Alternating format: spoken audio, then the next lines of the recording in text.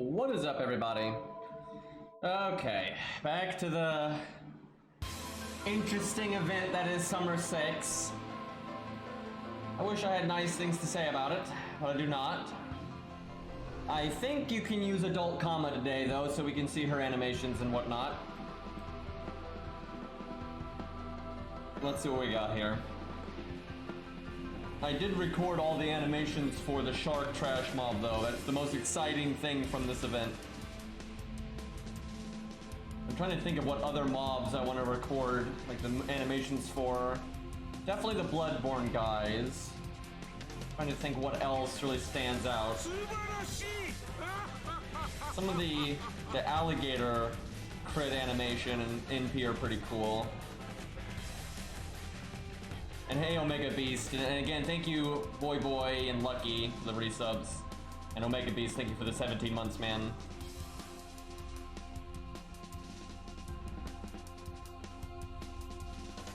Not the day one dragon.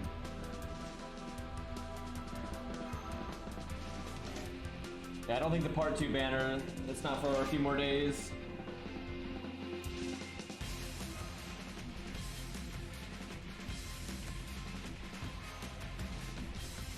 I do wonder if there's going to be a part 2 to the event.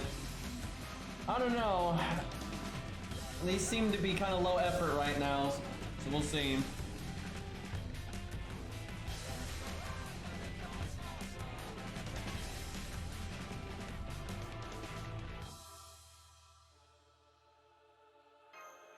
It's just we know a lot of what his NPs are because like Bazette has one of them and things like that.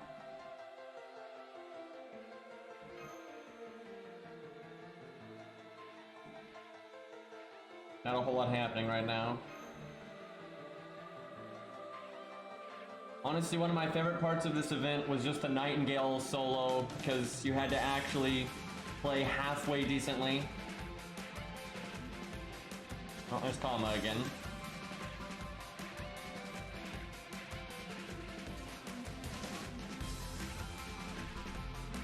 Do you all think they're going to do anything with Columbus Lily, or do you think that's just going to be story only, like Kid Fergus?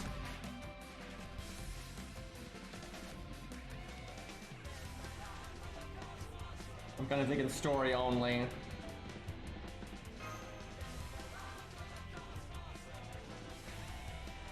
Can't say I care too much. I like Columbus, but I don't really care for Kid Columbus.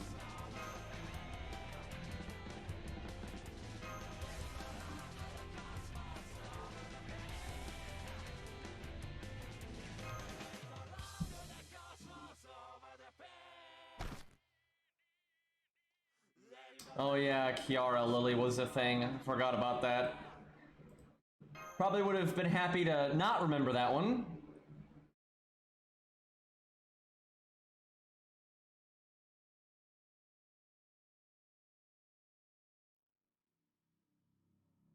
The Nightingale fight's just one of the side stories, if I remember correctly. Just buy it from the shop or something.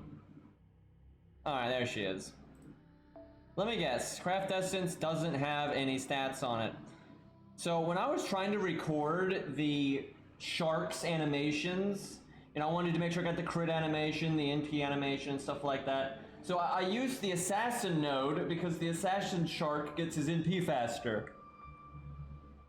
And I brought some pretty weak units. I brought one strong unit to kill the trash mobs up to the end, and then I'd switch them out for another weak unit so I wouldn't kill the enemies too fast, right? It took me like 20 tries to get the shark to spawn.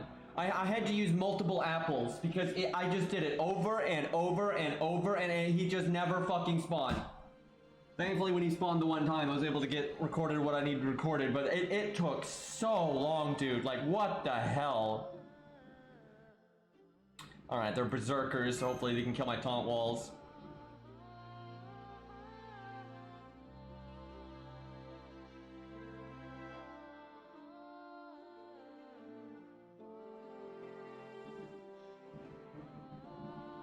Hopefully the challenge quest will be something interesting, though.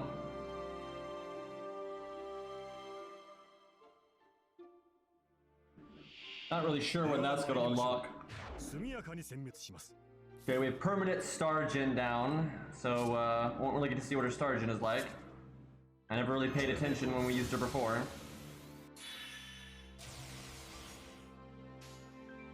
Okay, well these guys have decent stats. Hey, Cairo. Isn't that the same animation she did as a kid? That's concerning. Guess we'll see here. Does she seriously not have different animations as an adult? This is, I don't know, man. Summer 6 feels really lazy. Like, a lot of the animations are really phoned in. The content is barren as hell. Like, it just feels super phoned in. Yeah, I think that's a little different.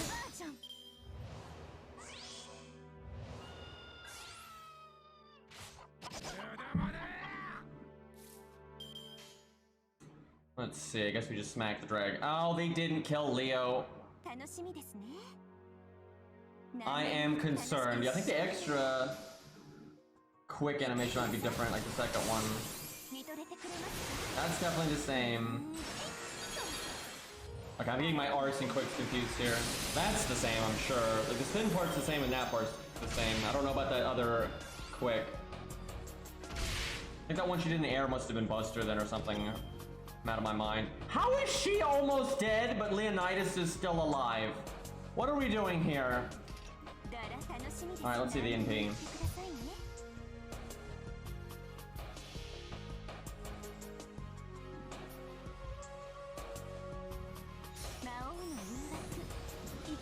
Yeah, it's the same. Well, so far, not so good.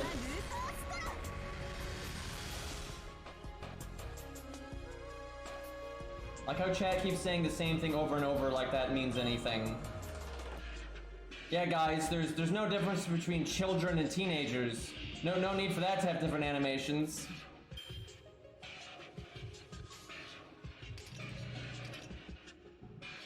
Let's see. I'm really worried that they're just not gonna hit Leo again, and we're gonna be at this for a while.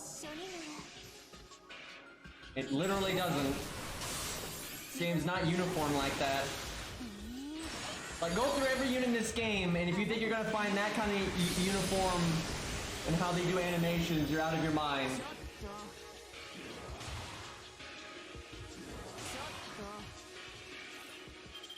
Like, you have regular Ishtar, who has the same animations in all three of her stages. Then you have Space Ishtar, which has different animations in all three of her stages. They're not uniform like that.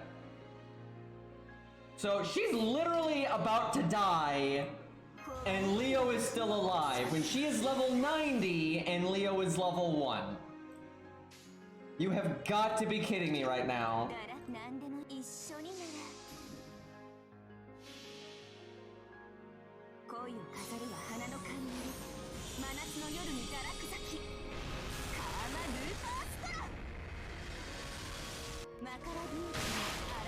Dude, I remember there was this was a long time ago, but this had a lot of like steam behind it.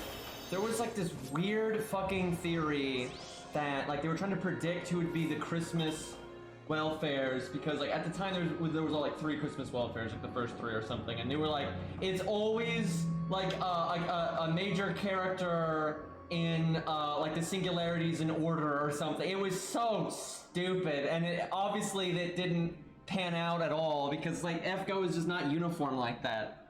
It's like sometimes they do 2 animation sets, sometimes they do 1 animation set, occasionally they do 3, right? Like it does not work that way at all. And then like what matters, and I don't know how this isn't the first thing that comes to mind to people, what obviously matters is like if 2 versions of a character or 2 ascension stages are radically different, if does that deserve, you know, different animations or not. It doesn't matter like what their other version is like. It doesn't matter, you know, what they normally do. That's completely irrelevant. If that was relevant, then Space Ishtar would have the same animations in all 3 of her ascensions, but she doesn't.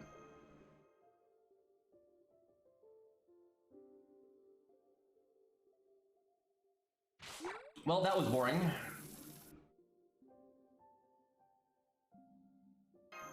And the thing is, sometimes there is like a semi-pattern, but then they just decide, yeah, we don't want to do that forever. You know, it's just like Halloween. They didn't want to make every Halloween event Liz-themed, because that's boring. So they just didn't, right? Like, I mean, that's pretty standard.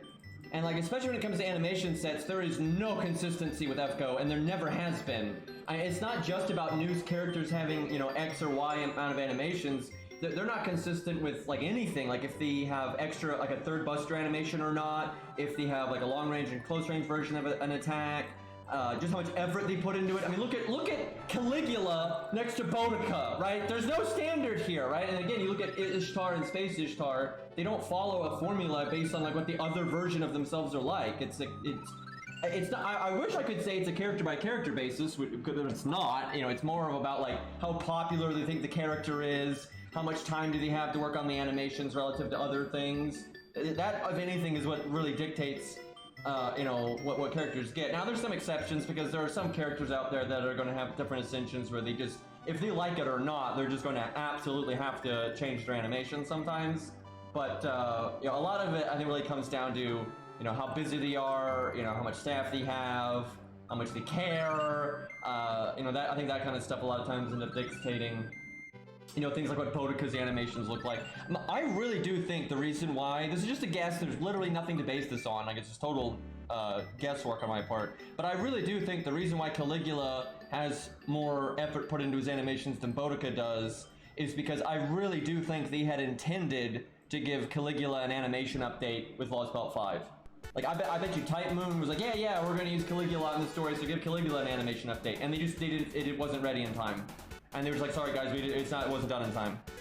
But some of it was done. Like, some of it was done. And then they revisited it later, and because some of it was already done, they didn't have to do as much.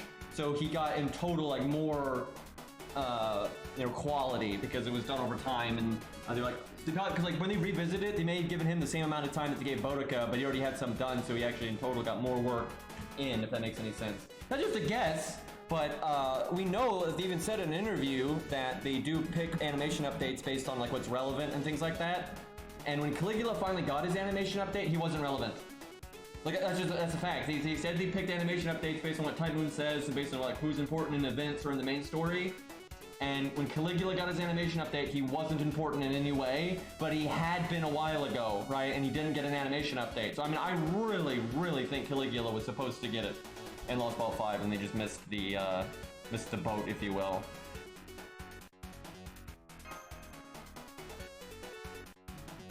But it's kind of sad because Boudica got super scuffed, and she's gonna be like that forever. I don't think they're ever gonna give her another animation update. And so I'm just hoping that whenever it's Sanson's time to shine, they actually bother, you know, to do a good one and not a shitty one.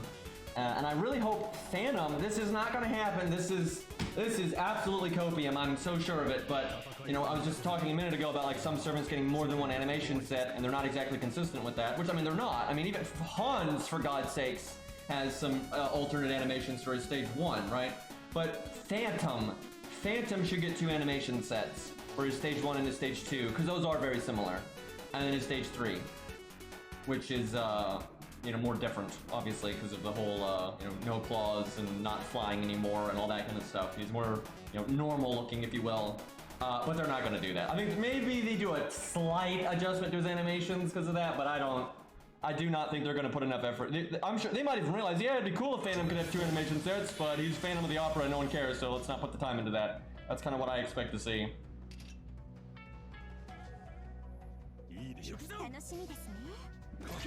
My god, though, I wish, when I was ranting about this, I wish they had uniform, like, stuff behind their animation updates in terms of, like, you know, why are they doing 0 damage? This is some stupid gimmick here where, like, they stun you when they attack you, but they don't actually do damage. What the fuck is that? Like, what is that? What a waste of time. Anyway, yeah, if there was the more uniforms, like how they do animation updates, there are people like Phantom probably would get 2 animation sets and things like that. They don't even build up their own NP. And these last forever, so these guys never get their NP, they never do damage, and then they always stun you in the attack. I fucking Christ, man. What, just lame, dude. Like, imagine having fun stages. I like how I'm listening to Arknight's music right now, and literally every event they put out comes with a bunch of unique fun stages and a bunch of challenge quests, and you can replay all the harder content from the story anytime you want. Like, there's literally a rerun going on in Arknight's right now, and it's got all these fun stages to do. And I'm like, oh, this is cool. And I come over here and play the game I actually care about, FGO, and it's just like, this is what we're fighting. It's like, God.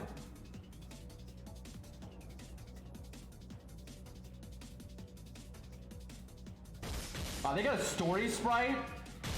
They must have had that in Salem. There's no way they made that for this. I probably just forgot. I don't remember ever seeing that, but that must have been in Salem.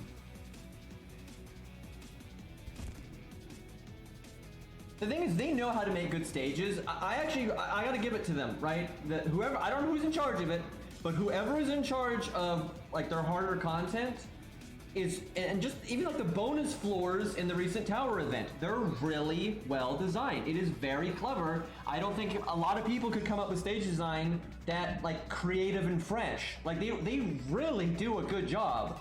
And I don't think it's their fault. It's like the overarching design. They're saying, oh yeah, make sure this isn't hard, right? They're trying to make sure these stages can be beaten by morons, and they're just constantly being like that. And it's kind of ridiculous, man. I legitimately have more respect for the average player, because when you look at, like, every other game, they clearly do too. And, like, Arknights is okay with putting, like, semi-difficult content. Like, generally, like what Arknights does for their events, you know, you'll have like 8 or so normal stages, and then the final one is normally a lot harder. Then they have a bunch of bonus EX stages, which are like challenge quests. And then those don't have to be defeated, you just can't. You can do them if you want to. But even those stages, like those leading up 7 stages up to the end, they're not like super hard or anything, but they're designed, especially if you use low stars, you know, it can be a challenge. There's effort and thought put into those stages, and you can certainly have fun with them. And they also normally teach you, like, the gimmicks of what's going to come later, right? Where FGO, it's like, FGO is, it's so dumb because there's no curve in FGO. I swear I cannot be the only person that's realized this. I mean, look at FGO up to Gwaine. It's joke battle, joke battle, joke battle, joke battle, wall, right? And then you've got, look at Lost Belt 6! You have all this utter bullshit that doesn't teach you anything, doesn't make you get good at the game, doesn't show you the need of AoE versus single target, or taunts, or any of that, and then all of a sudden, Fluffy, right? It's like, what? Like, you go from this, like, droll content that you couldn't possibly lose, even if you were trying to lose it, and then Fluffy comes in here, you know, at the size of a skyscraper and just sends you back to kindergarten, and it's like, can we, like, even this curve out, please? And they do this all the time, right? You have all your mundane story content that is just, you know, putting you to sleep. Lost music, Lost Woods, by the way. Anyway, but then you have, like, the challenge quest that's, like, so much harder than that. It's like they don't balance it out at all. It's crap. because again, when I look at Arc Knights, they have a way better curve. They don't generally just throw you to the dogs out of nowhere and then go back to just bitch content, right? It's like, here's an example. Like, I think it was, forgive me, I don't play Arc Knights a lot. I think it's at the end of chapter 4 or whatever. You fight like a big boss, and it's like a big boss, you know, stage, and it's hard and everything. And then when you go into chapter 5, it doesn't suddenly become a joke. Right, yeah, I think the very beginning of chapter 5 is not as hard as the end of chapter 4. But you don't go from, like, fighting the apocalypse to just a bunch of bitch, you know, slimes that you can kill with your eyes closed, right? It's still relatively, you know, engaging content. And what I don't understand about FGO is the fact that they already have the solution to their problem. I think it's pretty obvious that they're afraid of, like, making things too hard for new players, or for people that just want to see the story and stuff. They're afraid of making something too hard, but at the same time, they want to make sure there's things that are interesting, so there's a reason to level up your units and get your skill ranks up and you know, actually care about the game, right? They're not good at balancing those two. But they've already come up with a solution to this, right? They've already got a lot of, like, optional content, like challenge quests that you don't have to do. There's no reason why you only have to have one stage like that. They've already done the system in Good to Final and in Imaginary Round, you know, the 4.5, where there's a stage gimmick that's pretty nasty, but then you can bring a story support that, if you want to, that makes it significantly easier, right? Like they've already figured out how to do that, right? And if you, I don't think FGO needs to do this, but if they want to, they can always just go the typical video game route of having difficulty options, right? Like for the story mode, you could literally have a normal mode and a hard mode or whatever, and it would be really nice if you had story replay, because if you could have people that wanted to just get through the story and read the story, they could play a normal mode, and if they want to go back and then do it on hard mode, they can. But you don't have to even tie that many incentives to it, right? You can make it just, oh, you get some QP or whatever, right? It doesn't have to be that big of a deal. I don't think that's the way FGO should go. I don't think they really should do it that way, but that's a really easy way to do it if they wanted to. Alright, well, we're still trying to use Kama here, but these stages are kind of lame. You know, honestly, with the blue cubes, and they even said they added the blue cubes to make sure people that only wanted to see the story could get through things, and that's fine. I think there's better ways to do it than that, but if they want to do that, they can do that. But then why is, like, all of Lost Belt 6 so boring? And there's so many opportunities in Lost Belt 6 for you to fight meaningful bosses. Like when you fight that Ghost of the Past or whatever, it's like that chieftain, but they use the Shadow Lobo to represent. Why couldn't that have been an actual boss, right? Like, he was just so easy. It's nothing, right? It's not real content. There's no reason that couldn't have been a somewhat difficult boss. Yeah, it doesn't need to be anything like Morgan or Fluffy, right? You can make interesting content that's not like that, and they've done that many times in the past. So I don't know why, you know, they had all these opportunities to throw in, you know, medium difficulty bosses, but like the story just handed it to them on a platter, and they just did nothing with it. A game journalism mode, yeah. Yeah, the Tales of Arise. Oh, hey, Vertra. In Tales of Arise, their easy mode is called Story Mode, and I turned it to that mode last night just to see what it was like. So, for example, I was fighting this boss in hard mode, and he's a pretty slow boss, right? He's not like some ninja, you know, super swift stuff. You know, he's pretty slow and, you know, big chunky attacks. But if he hits you, he would do about half your life, sometimes a little bit more. He would never one-shot you, but he could definitely two-shot you. He'd pretty reliably two-shot you. But because he's kind of slow, right, you have time to recover if you do get a hit.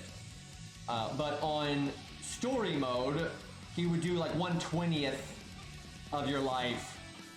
So it's like, good luck ever dying to that one. So a bit of a difference there. Is Vertra a bonus servant in this event? I can't remember.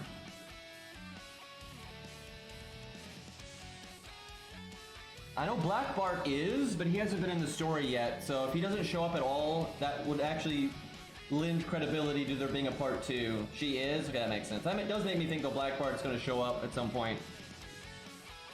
So I thought they might have done it just because she's on this CE, even though that'd be kind of dumb, but I wouldn't put it past them. I think this is the first time we've actually seen Vertra since the Christmas event. That's kind of wild.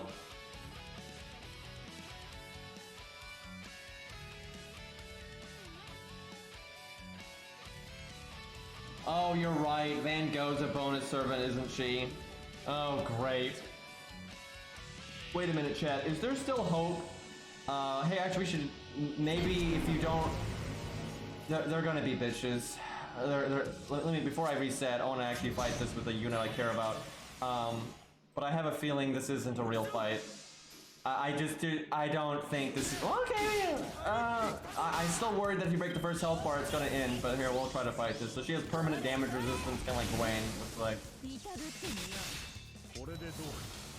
All right. Well, we don't want to counterclass it. That'll be a joke battle.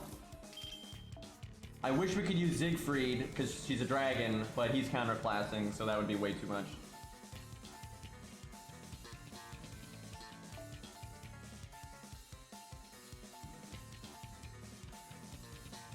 Okay, what do we want to use here? Let me look at my stuff. What was I saying? Oh yeah, hopefully Black Bart, if he is in like a part 2 of this event, which I don't know if there is one, but if there is a part 2 of this event, and Black Bart doesn't show up in a meaningful way until then, maybe they wouldn't buff him until then, because they've done that before. So, all hope is not lost for Black Bart right now. I really do hope they buff him, that would be awesome. I'll use the command code UI to look at what I want to use, because I can give them command codes anyway. Actually, I'm not sure I've actually kept up with my coup boost thing here. Yeah, I haven't, excuse me. Yeah, 9 million QP! Yeah, gonna get 60 attack on one card. 60 attack on one card for 9 million QP. Totally reasonable system. God damn, does that smite. 100 to go, though. Solid value. I still haven't decided who's going to get those next. I'm just going to hold on to them for a while. I'll just stack, because when you give them to them one at a time, it's not really that meaningful anyway. So I'm going to hold on to them and try to... I'm thinking right now it's between Billy and Mori, but I'm not going to lie, Tesla's in there too. Because Tesla is AoE, but yeah, I want to be able to kill bosses. Getting the most out of his normal cards would really help him. If you need to use him in a single target situation, if his normal cards hit harder, that would be kind of nice. So, I don't know. If Tesla got a good animation update, I already like his character a lot, so it might happen.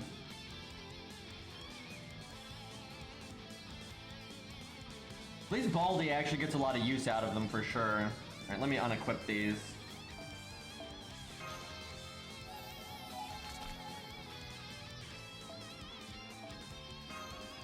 I can't wait for Cairo to stream Tales of Arise.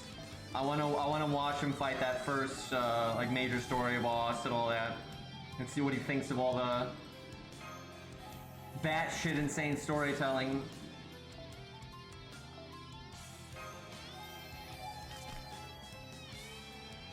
I'm just glad that hard mode can be played on your first playthrough. Like sometimes in Tales games, it's like it's so grindy if you play in hard mode, but it's not like that at all. How powerful is Aresh Agal in lore? I mean, she's a divine spirit, so she's quite strong. Pretty much all the divine spirits are, other than Steno and Uriel.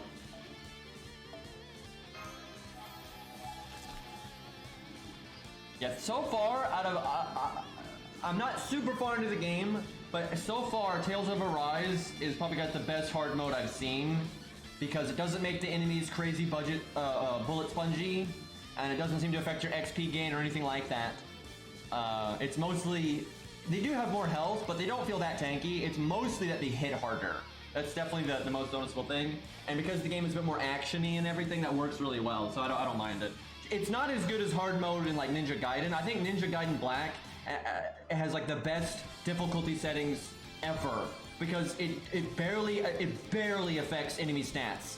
But what it changes is their enemy placement, their AI, it adds new enemy types. I think that's a great way to do difficulty. Unfortunately, that requires a lot more effort and time and resource, so most games don't do it. Oh yeah, and Armored Core. Armored Core is actually very similar to how Ninja Gaiden does it. They're in kind of the same style there. Theirs is a little more different though, because theirs, like you say, it changes the story, right? Sometimes it adds like some insight to what's going on and like a surprise event and things like that. But yeah, their hard mode's done. Yeah, Armored Core and Ninja Gaiden Black, I'd say they're doing it right. We'll do more Ninja Gaiden soon, especially once like things calm down. with other games. I'm definitely gonna play it. I'll probably get, because I haven't played it in so long, I'm gonna be rusty, and Awakened Alma's gonna murder me. She's the hardest boss in the game anyway. So I'm like, I want to use Sigurd or Siegfried, but I can't use them because they're counterclassing. And then I'm like, oh, I want to use Tesla, but he's being counterclassed, so I can't do that either. Let's see, what do we want to try then? What's something fun and neutral here?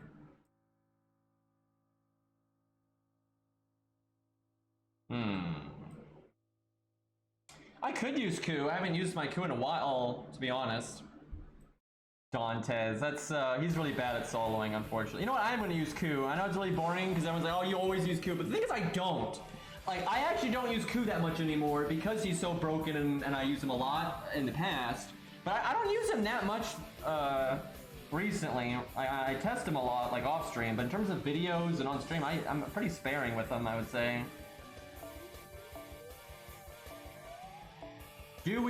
Let's not do Yang CE, unless this ends up being super hard, which I don't think it will be, but you never know.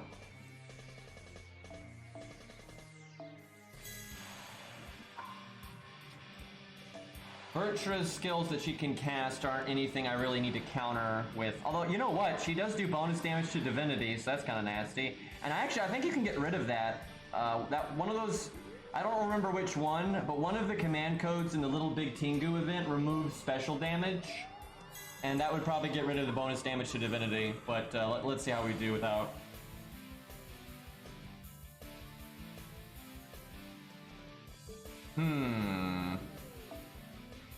Be the tried and true.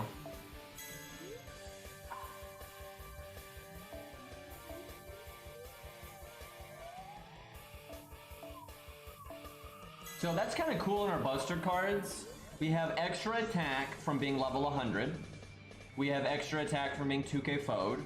And then we have extra attack from the faux paws. And then we have a flat 20% damage bonus with these two command codes. So that's the difference between that and like a 70 coup and a no command codes is so large at this point. There's so many different things on top of each other there.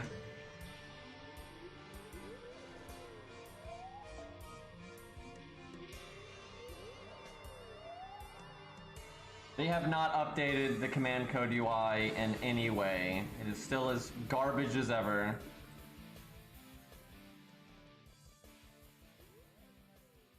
Trying to find... Man, it's so hard to find Georges with the proper CE now. It's like... Ugh, it's all Bond CE or Kimlon. And Kimlon is oftentimes fine, but when you're fighting a level 45 node... you know, the extra health can sometimes matter. The NP gain difference is not a big deal. There we go. Like, when you're fighting a big bad boss in a proper challenge quest or in the main story, it's fine. It's no big deal having Kimlon instead of the Da Vinci event one. But, yeah, against this kind of stuff, it can matter. But it's just so rare now because a lot of people that had it have quit, and then you have new people that join, but then they miss it. And you also have some people that have it, but they don't slot it. So it's like the odds of finding it these days is pretty low. It's kind of annoying.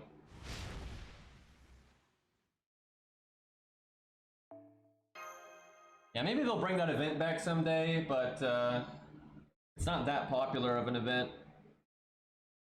Whenever they're desperate to, like, for filler, they're gonna do like the really big stuff. That's why they did Nero Fest, right? They're gonna do stuff like that, like the events that people really liked.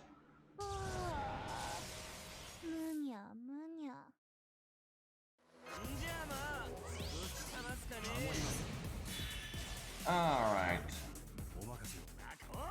It's more NP gain than we need, but whatever.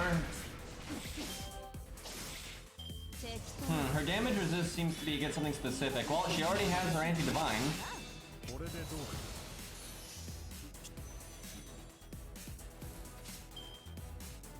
I think it might be anti-NP damage. I'm not gonna NP here because I don't have quick cards, I don't have art cards, like I don't have anything useful to do with it, really.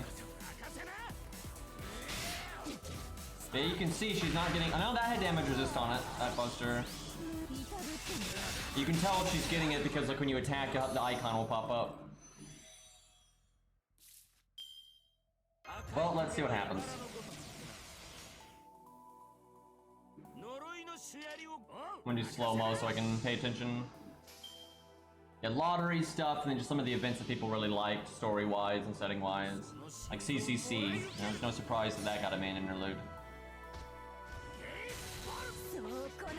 That did show the damage resist, so that did do less damage than it normally would. I don't think the other...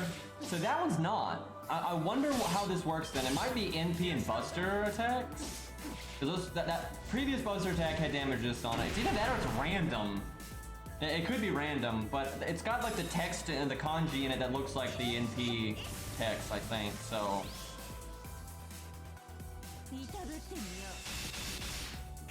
Honestly, if they brought the main event back, they'd probably streamline it more so it wouldn't be as bad.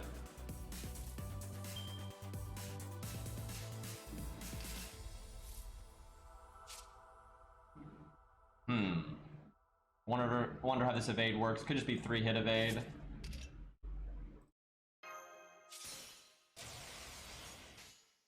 Actually, we'll do slow-mo just so we can see her NP. Her NP is cool.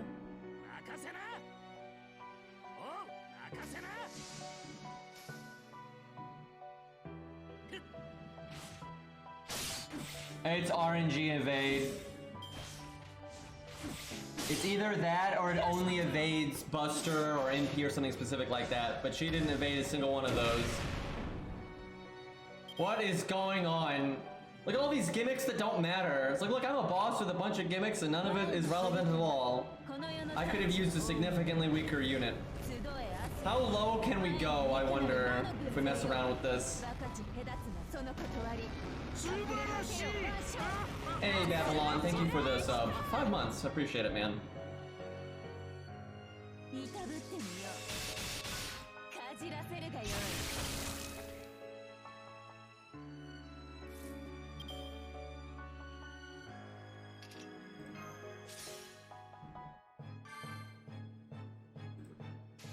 I kind of want to use like a lower rarity person. I mean, I know Ku's 3-star, but I use Grailed and everything, so. Well, even if she does have sure hit for NP or Buster, we have, or she has evade, we have sure hit, so it wouldn't matter. She is taking less damage from NPs though. Every time we've NP'd, she's taking less damage. I think she has Buster and NP resist. I think that's what it is, and I don't know what the hell is up with the evade. Yeah, she actually does a lot of damage though.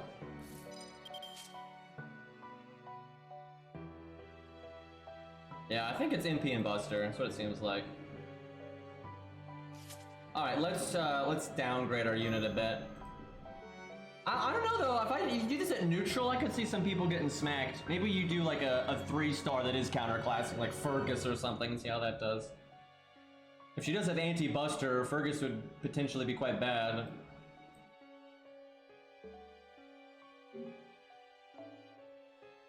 Baldy. If he's 70, I don't think that... I think he would probably struggle there. He's got sure hit though, and his NP doesn't do damage anyway, so... Oh, command codes. The real battle.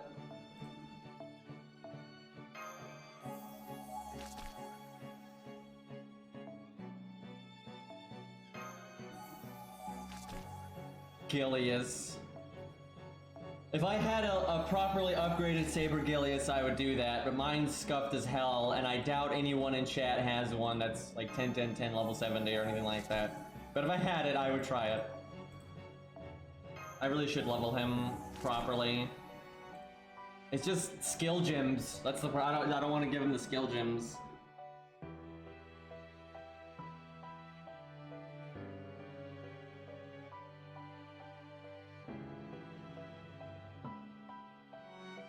I got one on NA. Yeah, sounds about right. It's always Bedivere. There's Caesar, no survivability, but that's kind of a fun one. Yeah, let's give Caesar a go. I think the lack of survivability might actually result in his death, but you never know. What to put where? Let's do heal boost on Quick and then heal on Buster. That way I can skip the heal if I don't want it easily.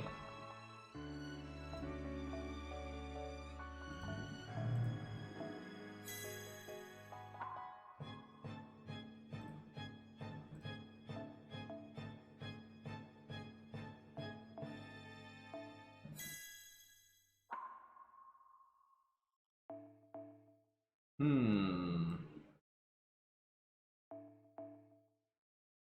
don't know if I need the extra stars there, so I'm not sure that makes sense.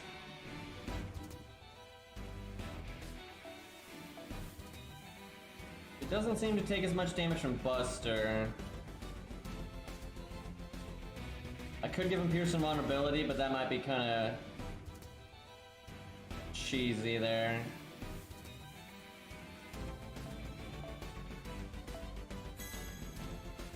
Alright, let's see what happens.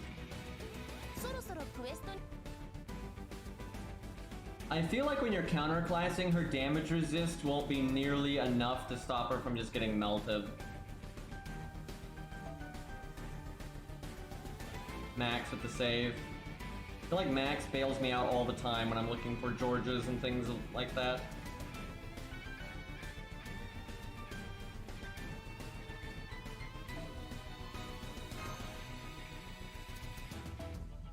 I guess default. The heal is good here. Sans on a roll today.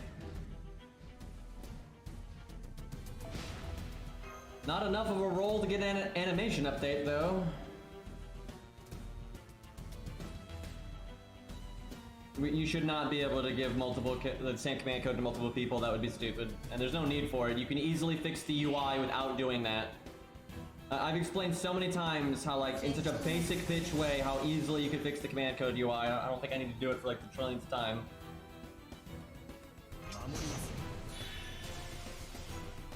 Like they have a touchscreen or something. Do I... You know what? I do throw the heal out now, I think, because it'll be back by the time I need it if I use it now.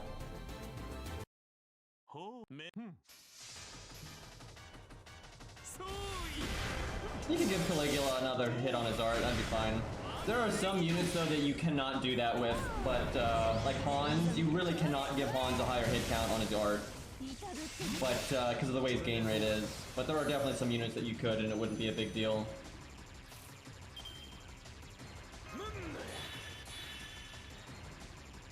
Really hoping I'd get the gain rate or the buff success chance command code here, but I didn't. Because if I had gotten it, I wouldn't have to roll the... I could attack before my NP and then guarantee the buff. What is going on? Okay, her damage resist is a joke. What the fuck? This is easier with, I guess it just shows how good counterclassing is, though. This is easier with Caesar than it is... Okay, if we wanted this to be hard, I would have to, like, bust out, like, the really weak stuff. Like, I think we could kill her right now. Now, she might actually evade, so I'm not really sure how this works. Let's find out.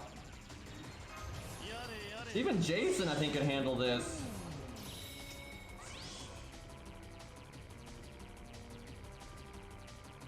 No, you can't. You can't do command codes that do the niche stuff. Like, it's too good, and then you'd always use it. It's too broken. Like for example, a big benefit to Gwaine is the fact that he generates the stun, or the sun. And if you have a command code can do it, then what's the point?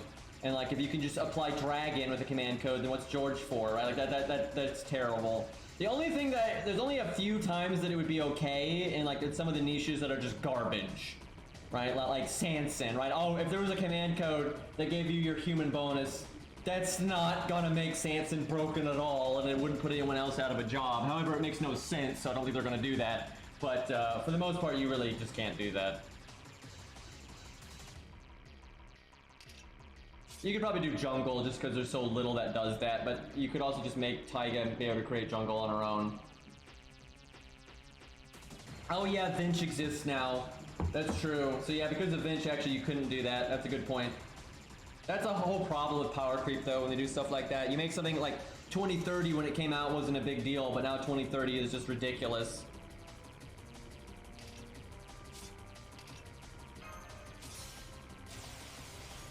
Alright, you know what? I am going to cast this.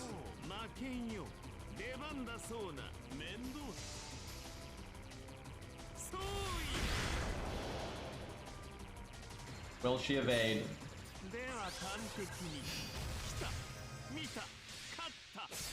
No.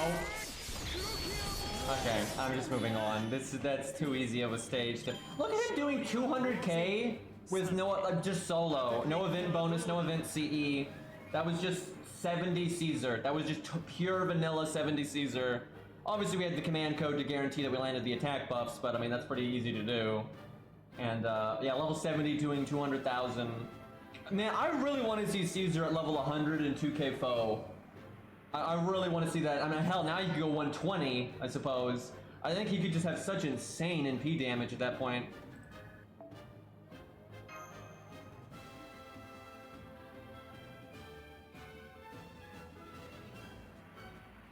Was that with her damage resist? I wasn't paying attention. Because if that's with her damage resist, that means he did even more than that.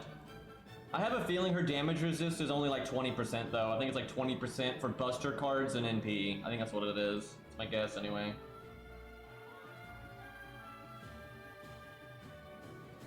So kind of weird that Virtua hasn't been in this whole time. What? That's clearly not a servant death animation, but she wasn't in it this whole time, and then she just here suddenly. And then although I wouldn't call that a hard boss fight, they're trying to make that a more significant boss fight than the ones prior. I don't know how popular Virtua is. I don't think she's super popular, but in her defense, characters like her normally don't get popular until they get proper screen time, and she really hasn't had any proper screen time. You know, like, Melt got so popular from the CCC event, and she was already somewhat popular from the game, but a lot of people didn't play the game, and then Melt just had such a front and center part of the story, and CCC's story was actually like an actual story, unlike a lot of the other event stories. But I'm not really sure though where Virtua places. I don't think there's no world where she's as popular as like Masashi, Nash, or Toria, Ishtar, right? You see like, those characters just get so much focus constantly from the community, and Virtua's not even in the running with that kind of stuff. I could see her becoming more popular in time though, like for sure. Like if she ever was in an event or a main story that really gave her a chance to shine, and then like, because a lot of people don't read the character material books and they don't read the bios. So if they're not in the story, they don't have a fucking clue, right? So I could see her becoming more popular. Like Ku became more popular as he was used more and as the anime came out and stuff like that, because no one read the visual novel, obviously. Like, Ku and Gilgamesh gained a lot of popularity as time went on.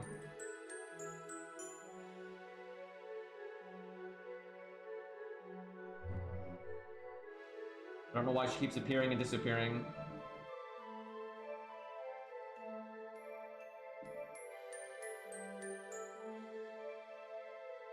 I think Nightingale is strong enough, it's just she looks bad in comparison. Like, let me put it to you this way. As somebody that uses budget a lot for, like, challenge quests and stuff, I would kill to be able to use Nightingale, right? Like, I can think of so many times where, like, I remember, like, the Avenger Ushi / Rider Ushi challenge quest, right? Where she starts off as regular Ushi, then you break a health bar, then she turns to Avenger Ushi and all that. That was a very simple challenge quest to do for a non-budget setup, because hitting the damage thresholds wasn't a big deal. But if you're keeping it more budget, it was a real problem. And like Nightingale could be really useful in combination with like Qin Gong and stuff like that. Also, just the big heal can be nice. Now, I mean, for sure, Nightingale is not as good as Merlin. She's not as good as Vince. She's not as good as Tam. She's not as good as Waver. Like, absolutely not. But like compared to Shakespeare, she's kind of you know, light years ahead. So she's totally usable. I think her biggest problem is just her team cost. I think her usefulness is no problem, but yeah, her team cost is a little high for what she does at this point, I guess.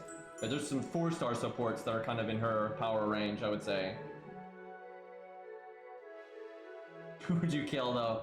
Kiara.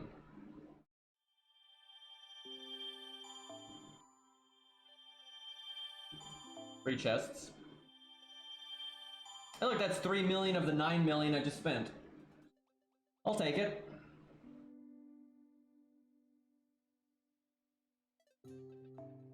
And there's the time gate. And hey, we can't do this one. I wonder if we can get this.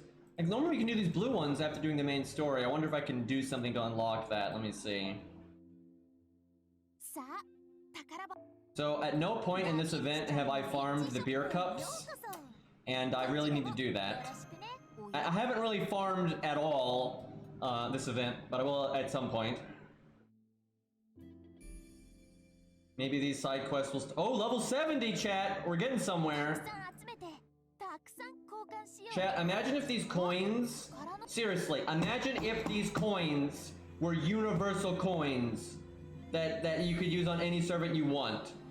Like, so much more hype. And because at least we'd be then upgrading the characters we care about right now, and that would be nice, right? But unfortunately, that's not what we get.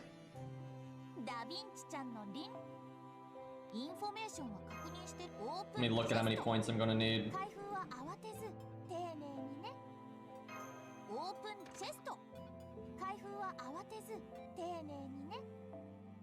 Let's see, we're at 23, almost 24. And the next part takes, I'm gonna guess 30. No, just 27. Okay, that's no big deal. Alright, this one is level 70, and this one is also level 70. Doesn't seem to be a way to unlock this right now. I just wish these chests had mats that I need. They're not mats that I particularly need. It's an okay system though, for like free loot.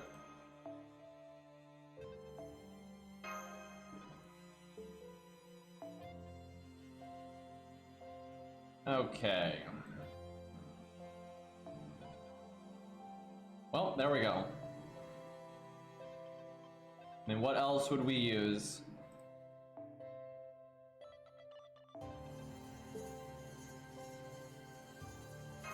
So this music is how the player base feels when you realize you can't get coins for your favorite characters.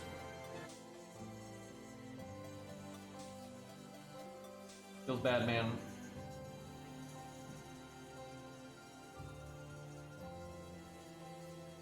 Now that's a cool idea, Cairo. That way people could, you know...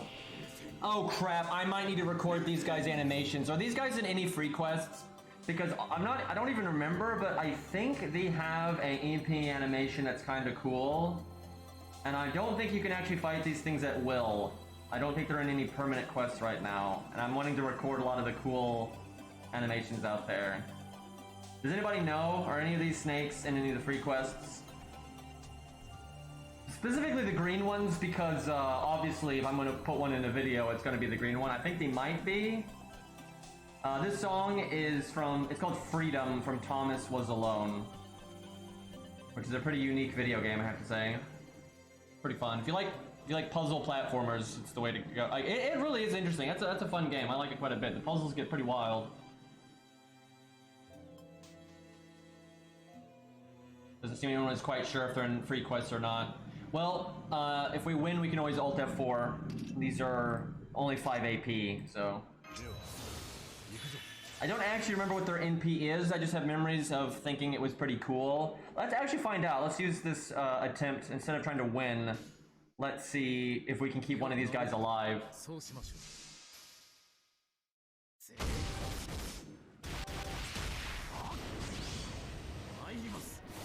A lot of the mats you need for your passive skills is just random as hell.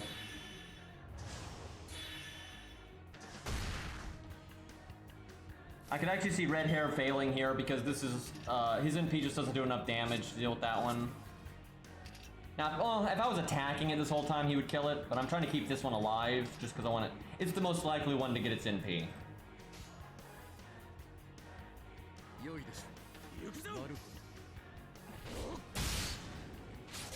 Yeah, they're using a lot of the newer mats for the passives, I think just to be a dick, really.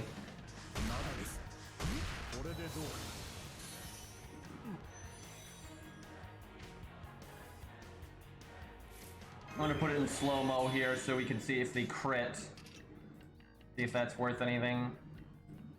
Their normal attack's pretty boring. I know for a fact, though, I want to record the Bloodborne guys. And I think the crocodiles, they're pretty cool. There's some weird NP animations on trash mobs out there. Some of the, oh man, I need the Mecha Nobus. When they crit, the giant Mecha Nobus, they do like the Shin Godzilla crazy laser thing, but they're not available anytime you want. I so wish I had that recorded. I'll have to wait to like make the video until I get that, because that's too good to pass up. That's like the best trash mob crit animation.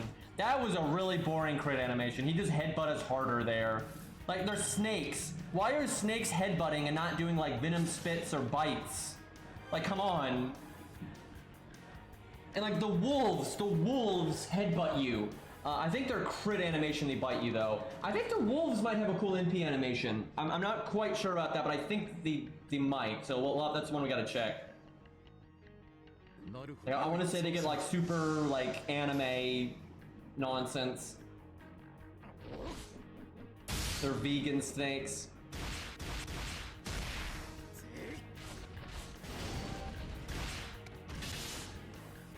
I could have done fast mode for this turn. The only way these guys are making it into the video is if their NP animation is just amazing, because their normal attacks are really dull.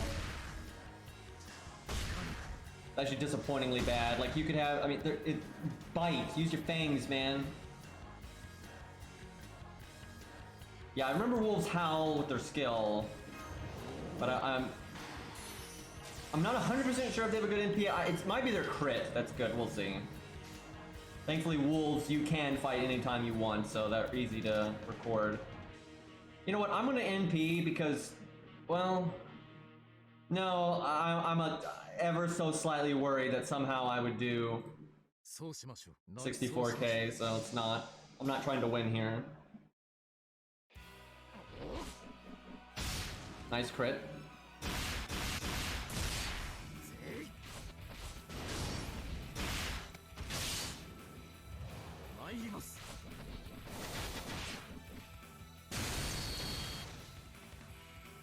Yeah, the dragon needs an animation update so bad, because you fight him a lot. Okay! Chat, obviously that's not as good as some of the other mob NPs out there, but it's green. And like the green when it's like charging in its mouth looks awesome. I think that, maybe I don't put their other animations in the video, but I might put that one, just because it's green. Like, that's obviously inferior to some of the other NP animations out there, but I mean, come on. Alright, let's do an NP real quick to see how much damage we do. I think some of the Greek trash mobs were decent.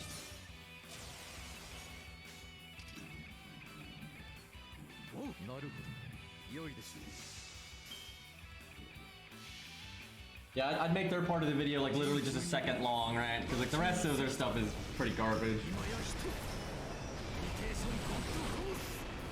Oh right, yeah, those guys in Lost Ball 5.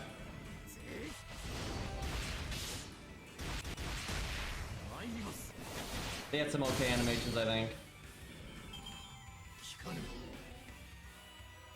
Red hair can beat this if you play seriously. I don't know why I didn't remove those debuffs there.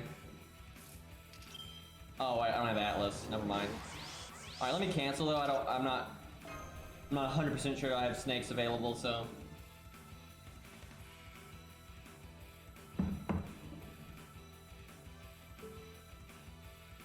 Let's look at what's available in the event.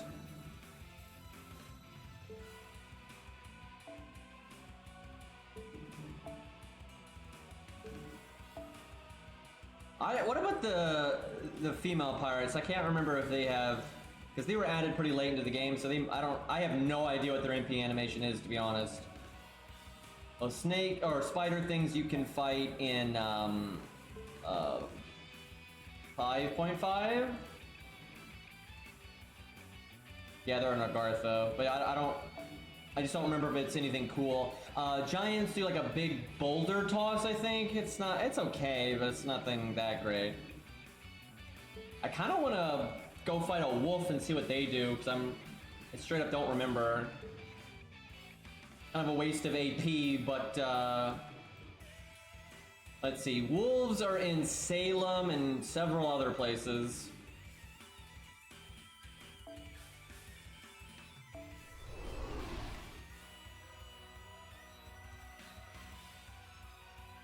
They flame you on Instagram, oh no.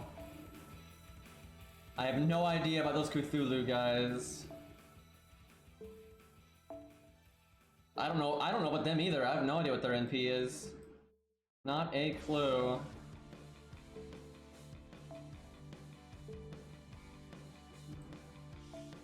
Yeah, we'll do more Arise.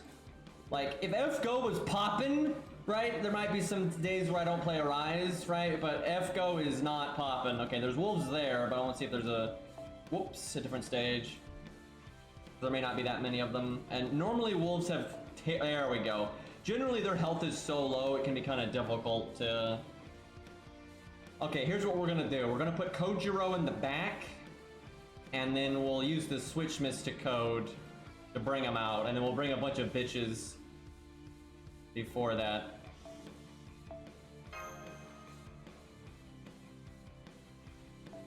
Bring Ku for the bond. Alright, we need people that do really bad damage.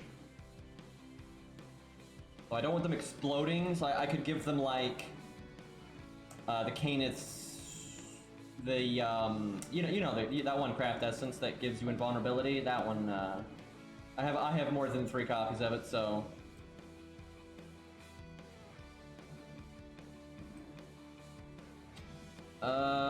what else is weak here?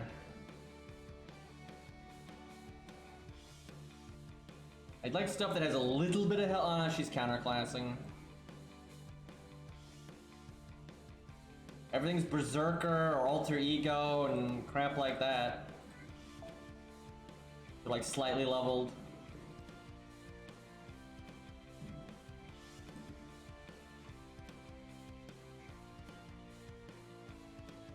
That ought to work. In case someone dies, do that. Okay, this should do.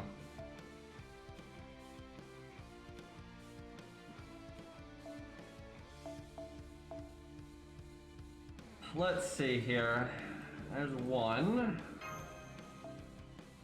The only bad thing about it is it gives you that bonus damage, the flat bonus damage.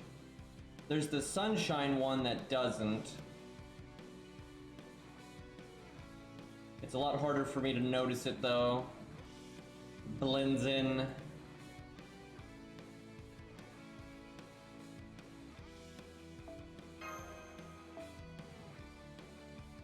I know I have it. It is quite good though. We now have K-Scope and Cope Scope, and then you have Canith and the Sunlight one. So your odds of getting one or the other is just so much higher now because there's 2 types of it. It's pretty handy. You know what? Might as well bring that.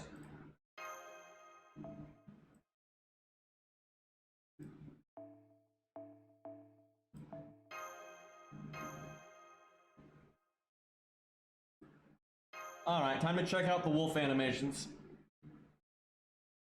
Yeah, David is much better with Canith because of being able to evade underneath the invulnerability. There are some units though that are the other way around, where they either have the evade one, like Achilles or something. And Achilles isn't the kind of unit you normally put it on, but still, there are times that the other way's better. A good old Darius CE. Of course I picked that one. Alright, we might as well... Whoa! Look how long it takes them to get their NPs! No wonder I don't remember what it looks like. Holy crap! How are they ever gonna, like... There's no way you would never naturally see that in this stage. Like, if this was Fuyuki, then, you know, you're like level 1. Okay, no, okay, the crit is a bite. Okay, so the Howl... and then their crit looks fine, but their normal attack looks terrible. Like, that's super lame. Okay. You can't really tell that they're biting you though in fast mode, but I'd obviously put it in slow-mo.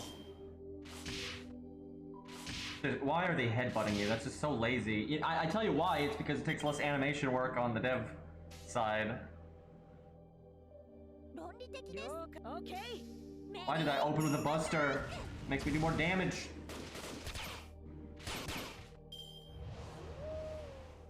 Sadly, their crit chance doesn't seem particularly good. So I feel like what they should have done is they should have made their crit animation their normal attack animations. Alright, we'll go and do slow-mo. Okay, so far, we've got Giant Mecha Nobus, which aren't available right now, but I'd record that.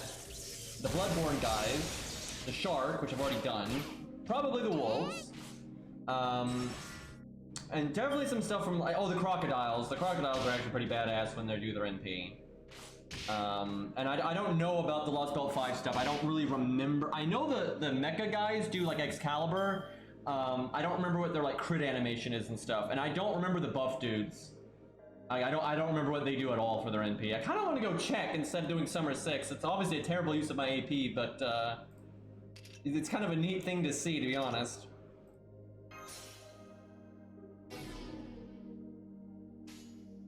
We're almost there, chat. What is the 9 or I just 7-month dragon? I think it was, but what is his NP? I don't remember. I know his normal attacks, but I don't know. Oh, isn't it like the spears or something?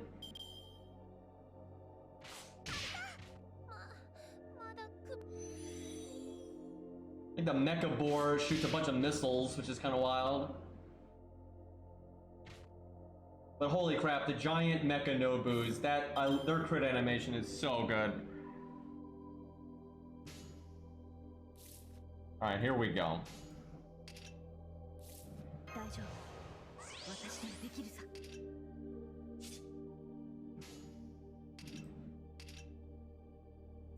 Will it be any good though? Spears is crit? Okay, I don't know what the dragon's NP is then. No idea. Hell, I might not have even seen it. You know what? Spriggan's NP is actually not that bad. Okay, that's pretty good. I think that's good enough. I think that would make the video. Like, I could try to edit it where they basically do that and do their crit, and that'd look pretty decent, I think. The hard part is you can't really get them to do it because they only have one action per turn. What is going on? Hello? What? I don't think I've ever seen this happen in FGO before, where a mob glitches out like that. I don't even, I have no words for this. I wish I was recording right now because this is something unique. Look, his leg is all messed up. He's like in 2 animations at the same time or something. What the hell? Do we attack him or do we attack one of the other ones? Because I want to see if, like, how he reacts. Because if you hit him, I kind of want to know what happens. But I don't really want to kill him. I guess we hit one of the other ones. See what happens here.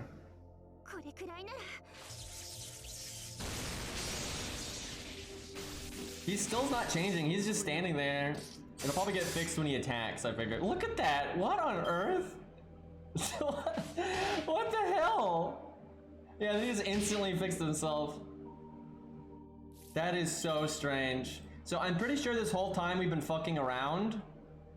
I think they've only crit 1 time. So yeah, we haven't really gotten to see the bite very clearly.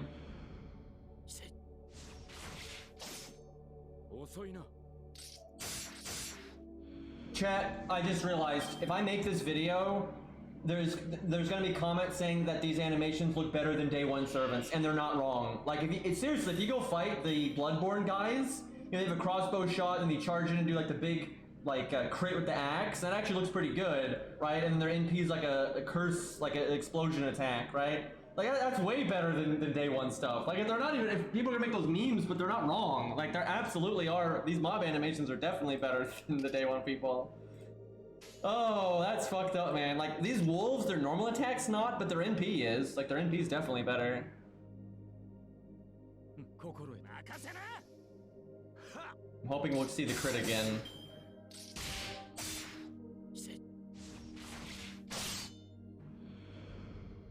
The caster balls.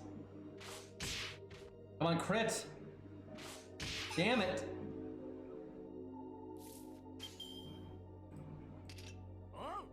They need a crit up buff. Watch, now that it's in fast mode, he's gonna crit now. Okay, no, we just did that.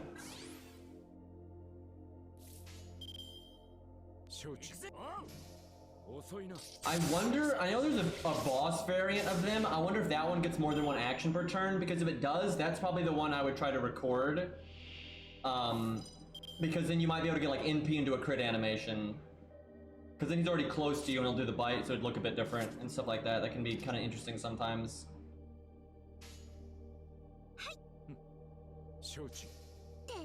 Yeah, I'm pretty sure, it doesn't look like they're in this node, but I think there is a node somewhere where there's a giant enemy wolf. And I would imagine that has 2 actions per turn.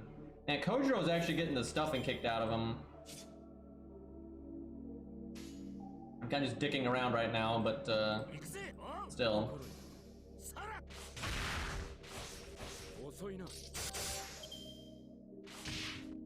Dude, their crit chance is abysmal. Like, if I was recording right now, I'd be losing my mind.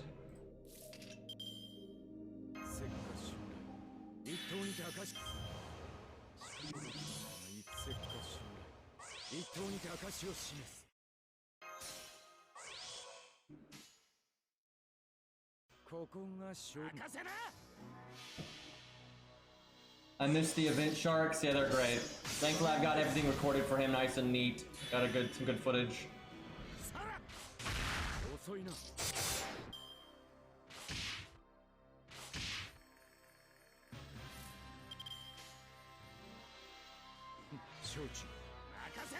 So what do you guys want to see? Do we want to go look at the buff guys in Lost Belt 5? Or do we want to like maybe see the space chocobo unicorn thingies? And there's also the dragon, the like eastern dragon.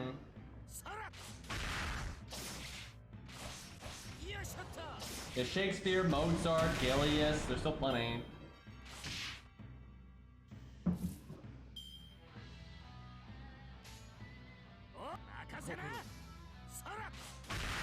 I am pretty curious to what the Lost Belt 5 guys have for their NP.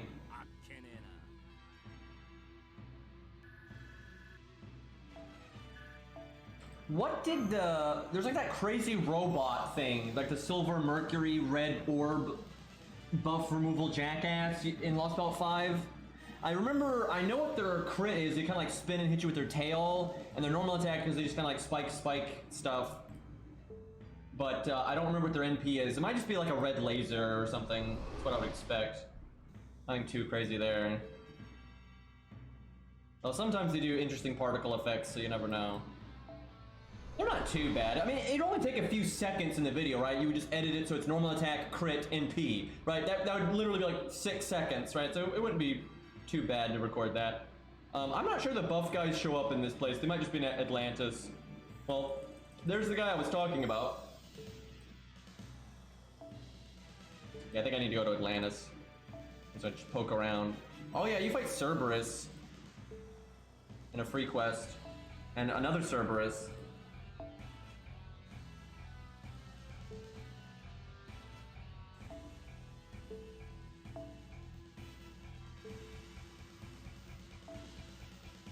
Nothing too interesting here, unfortunately. Okay, let's go back. So there's like no reason to do Olympus free quests really, at least not for me. But so I don't go there very often, and every time I go there, my heart sinks because I miss Lost Belt 5 too, because it's the best. It's like just seeing the map again. It's like, god damn. Okay, what do we got here? Okay, there's some there, and they're assassins, so they'll get their NP pretty quick. All right, let's just do that one. Keep it simple. Well, hold on. There might be a stage that's got that silver guy.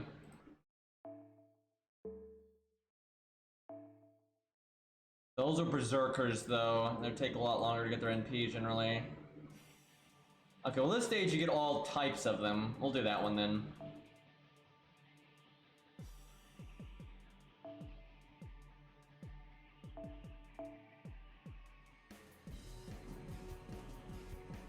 I just want to bring something I can just use on my units. Give me Bond then.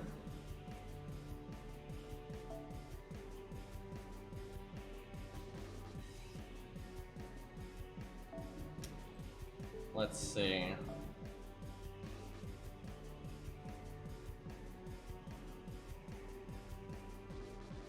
Oh, I can't bring my 100 Billy because of the level 8 Billy.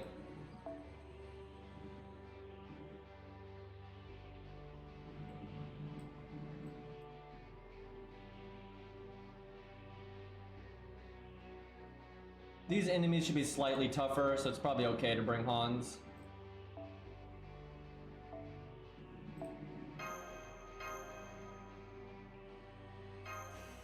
Alright. 1 second, I need to go grab my medicine. Give me a second here.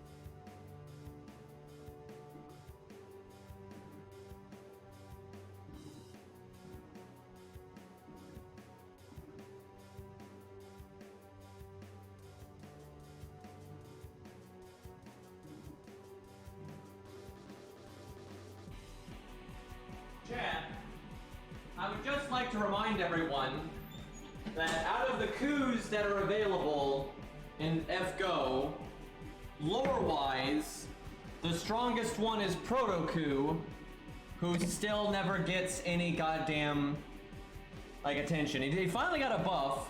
Not that it was that good, but it was something. But no animation update, no role in the story, no role in events, doesn't get nothing. Bunch of bullshit.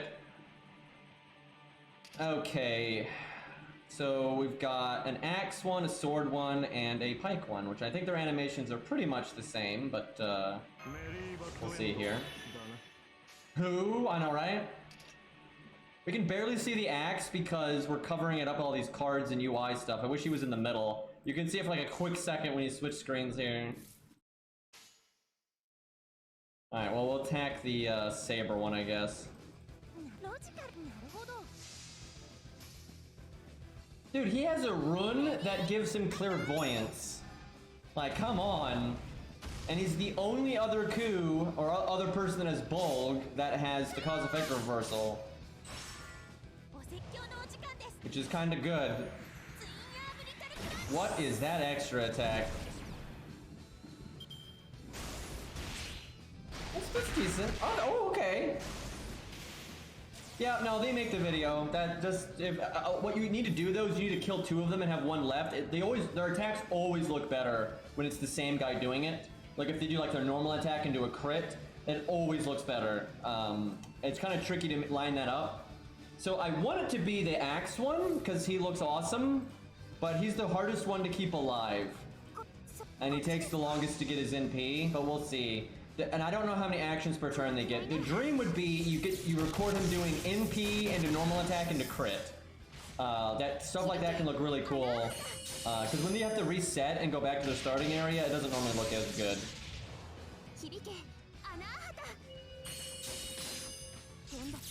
Let's see what their NP is. Yeah, these guys definitely make the cut. Like that, the whole smack and punch is good. Okay, if you guys could stop buffing though and actually attack, there you go. Really shouldn't have quick changed because then I might crit next turn. Yeah, they're way better than day 1, no doubt about that.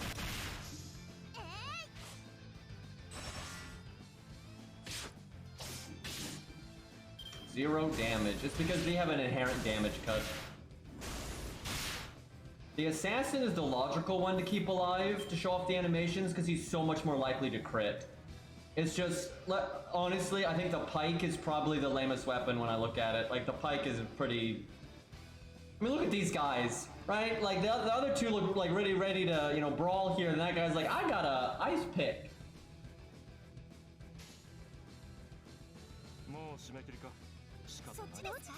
Alright, well, let's see what the NP is. The problem is Berserkers have like the lowest crit chance in the game, so the odds of you getting a crit after their NP is just atrocious. Even if you save scum and do it like over and over, the odds are terrible, so I might keep the Saber alive. If only they had a crit buff, that would help.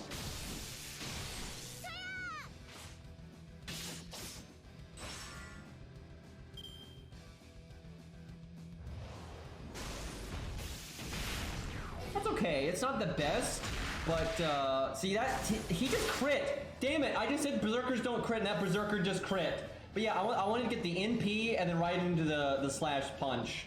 Right, and then if they do a normal attack, that's fine. Okay, let's go ahead. Well, let's see. I want to get it down to only one enemy left, but I don't want to kill this Saber this second because I still want to see. I think all three of their NPs are the same, but we'll keep the assassin alive and see what we can get.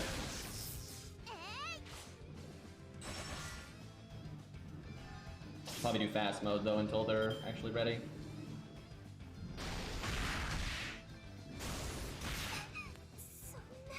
Actually, I think his crit animation was slightly different.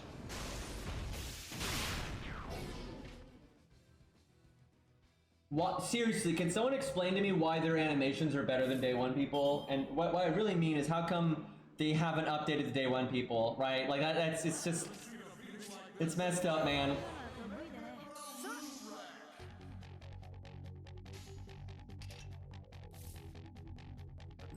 I'm trying to think.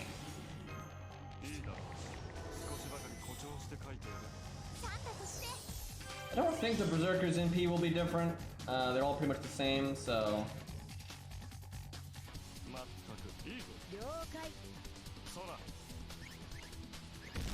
I'm just hoping they have 3 actions per turn and not 2.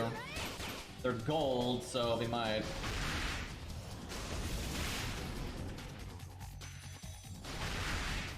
The Berserker drained his health with his NP.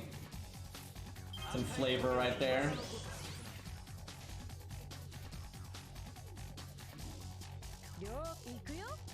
He kills it. I don't want to target switch and hit the assassin.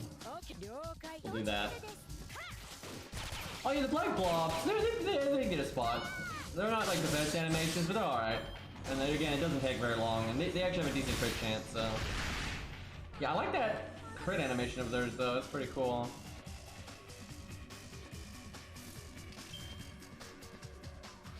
Let's see.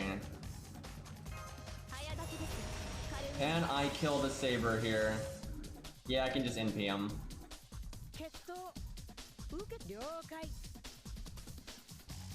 Alright, let's see how many actions per turn these guys get. I'm hoping we get Saber Wars 3 soon, because they're kind of hinting at that with Space Say.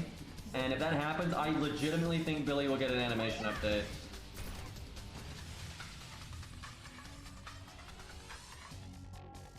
Alright, moment of truth.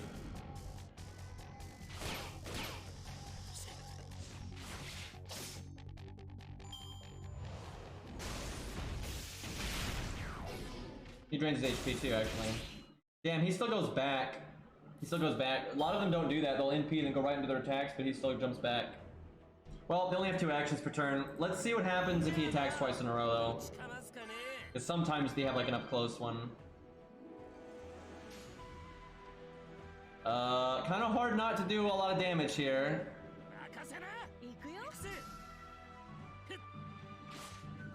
No! No! Oh god, Ku don't crit. Fuck! No! Why couldn't my hand? That hand was just fucked. There's no way to do like minimum damage there. Well, now we're back to square one here. Or just move on to a new mod now.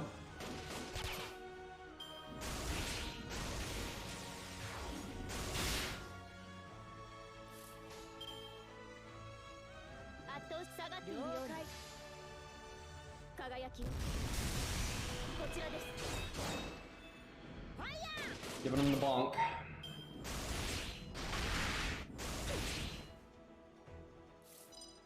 So, this guy gets 2 actions, but because it has to rotate, he'd always go back anyway, so I still need to kill one of them. I'm using a 50% battery for 5% NP, and really it's 4% NP.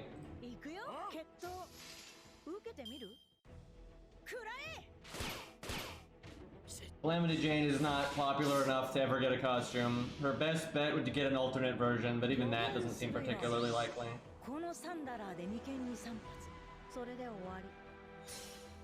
Unfortunate though. Frickin' foam finger space gun.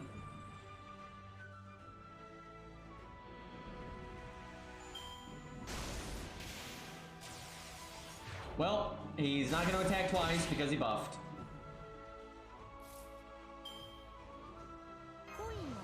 Try it again. Like I've said, it's not even a joke. Her CE is more popular than she is. She has no fan art, no one talks about her. She's super forgotten, but people bring up her CE like, oh, that's hot, like all the time, so. Meanwhile, Medea couldn't get a craft essence for ages.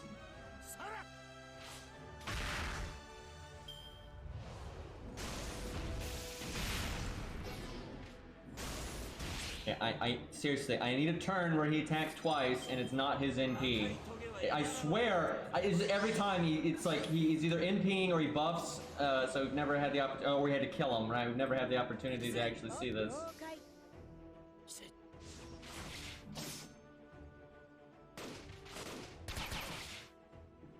Holy crap, you killed him! What the fuck? I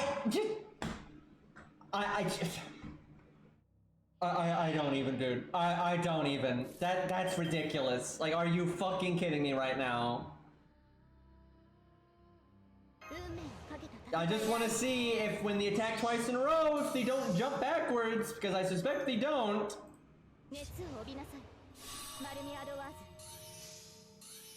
We do fast mode until we get rid of some of these. Okay. Chad, I'm dying.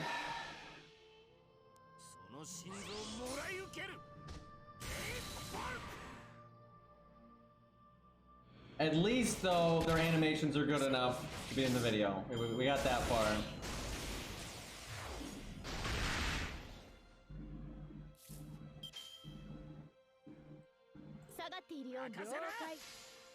It's up to the Saber now.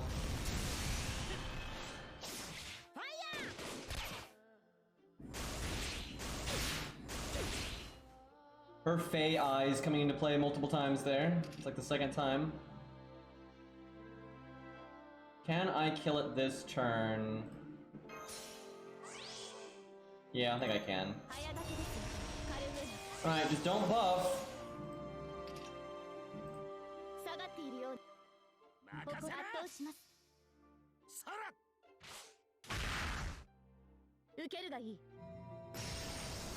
There we go, no problem.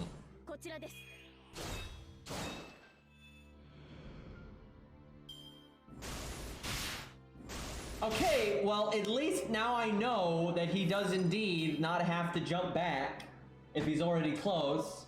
So what you'd want to have happen is you'd want him to NP, normal attack, and then crit. That is what we would want to have happen, which I don't know. With the assassin one, oh no, wait, he only has 2 actions per turn. That can't happen. Well, no, that could happen with editing.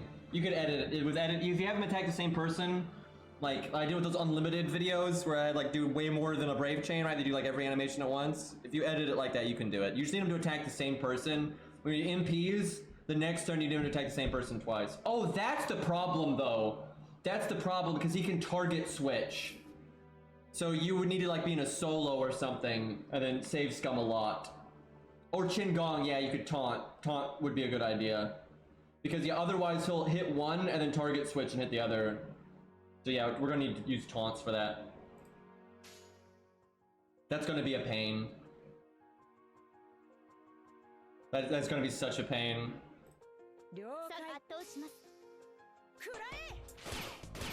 You don't really need skill seal because more turns than not he'll attack and not buff, I think.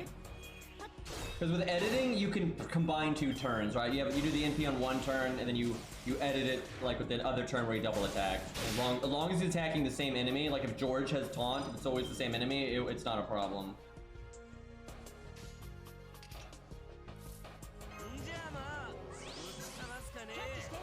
I didn't really do that with the shark. I probably should. It's just a pain. The problem with the sharks is they don't always spawn, so it's kind of tricky to record their stuff.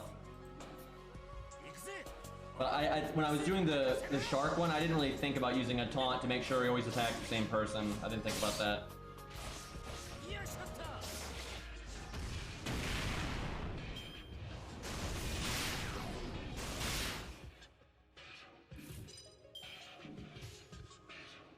Maybe we'll just get lucky here.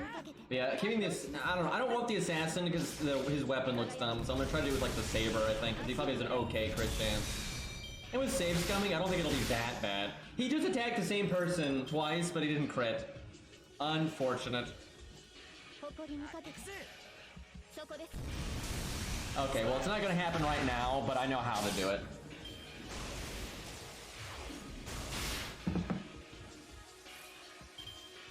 Yeah, I might get one more try at it.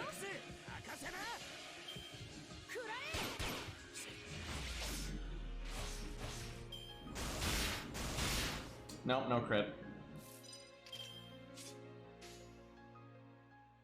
Okay, well, I kind of want to see the dragon now because I'm legitimately curious what his NP is.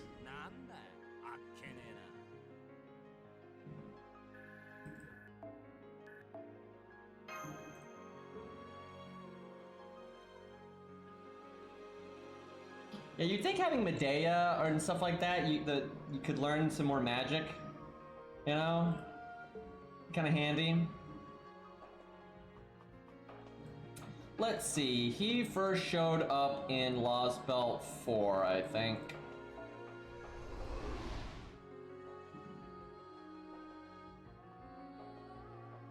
I'm sure someone is all too familiar with where he is, because some people have to farm eggs a lot because they got every new character that uses eggs, but that's never been an issue for me. Okay, he's there, but that's probably not... I want one where he's the final boss, because then he'll get every action per turn. Those crocodiles, they're worth recording. Their NP is actually pretty neat.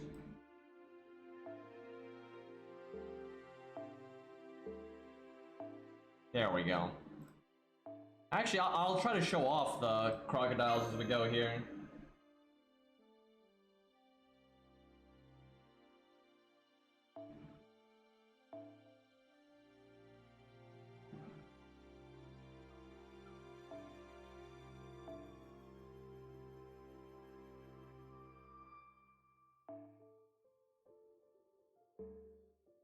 Hey, Rabbit.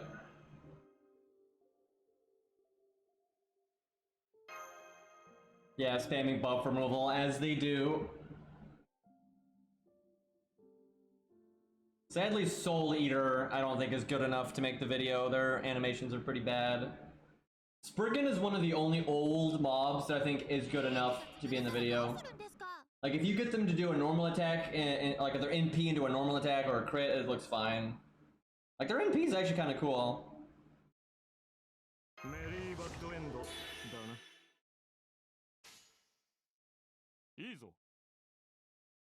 I'll put it, I think they're crit, they like go into the shadows and like bite you from behind or something. And then I don't actually remember their normal attacks, I don't pay attention, but it's probably just a headbutt because this game.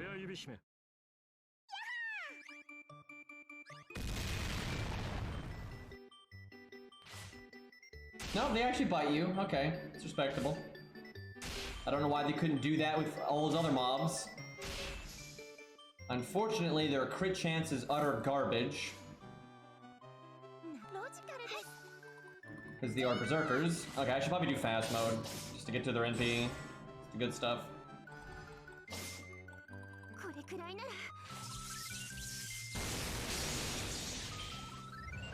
So when she jumped, you could see part of the background that you're not really supposed to see. That was kind of weird. Yeah, there it is. Okay, I don't know why he's doing the front, though. Like, dude's swimming in through the ground, and he decides to attack you in the front. I thought I hit you in the back, but apparently not.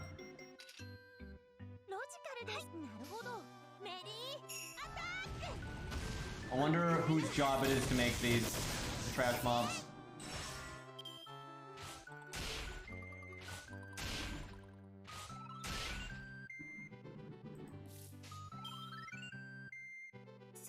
Probably gonna kill this guy. Don't think I can save him. Yeah, he did.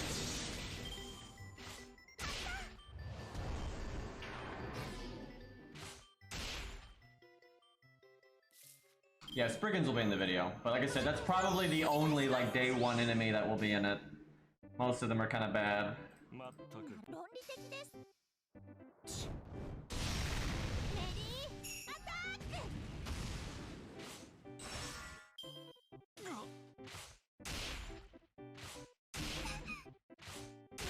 And Han's getting his ass kicked.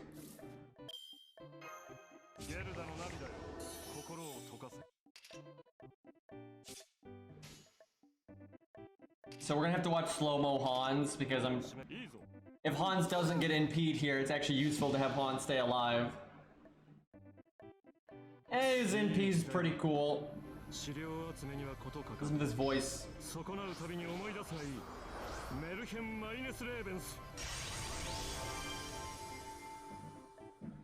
Alright, I think it's enough previewing trash mobs though after we get this one done. It's really slow going to get their animations, so it's better when you do it like for recording and you can edit out all the bullcrap.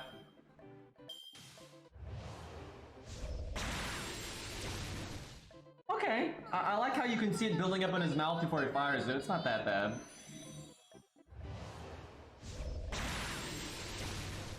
There's like weird black stuff going around his legs there. I don't really get that part, but that's pretty good. Yeah, they make the video. Like, because again, it's only a few seconds. You show the normal attack, the crit, and then the NP. Now, the dream is, because they look like they have 2 actions per turn, because it looks so much better, but it's so hard. So, you want them to attack and then crit, or crit then attack, right? Normally it just looks better that way, and have them not, jump back. But Berserkers have such low crit chance, it's really hard to record a turn like that. Because basically what I'd have to do is, you'd have to have for the very short period of time where one of them is alive, you need taunt up, and then you would need to have it crit, right? You'd have to need it to decide to attack and then crit, or crit then attack. And with taunt, he'll always attack the same person. But that's how you keep him from like leaping backwards. But your opportunity for that to happen is just really small. But it does make the video look better. We'll see. If they're not Berserkers, see, he did it, but he attacked 2 different people. If, in this case, I think you need him to crit first. He probably goes back either way, just because his crit animation is so different. So that mob, it probably wouldn't matter.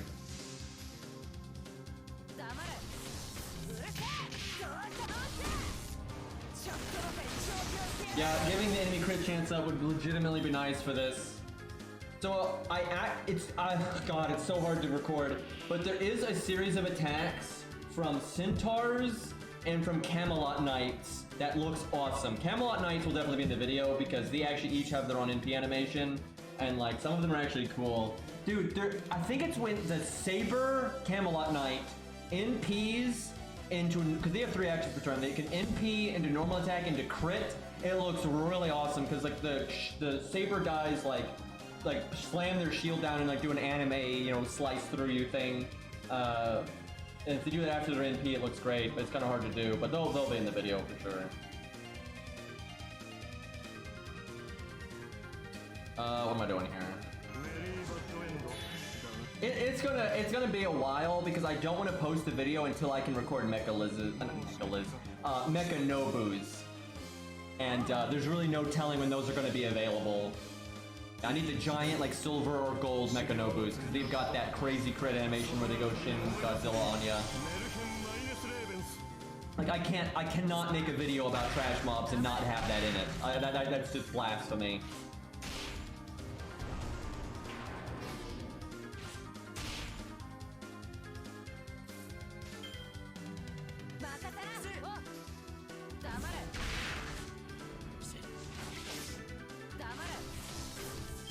Camelot movie could have been better.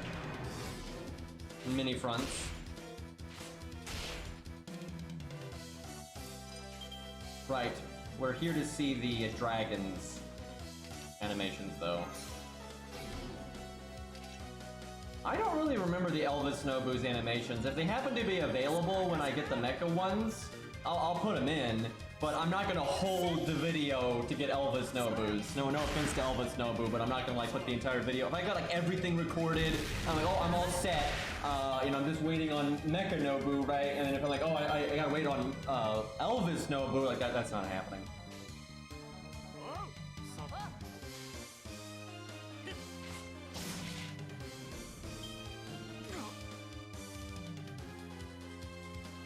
Nobu tank I would like to be in.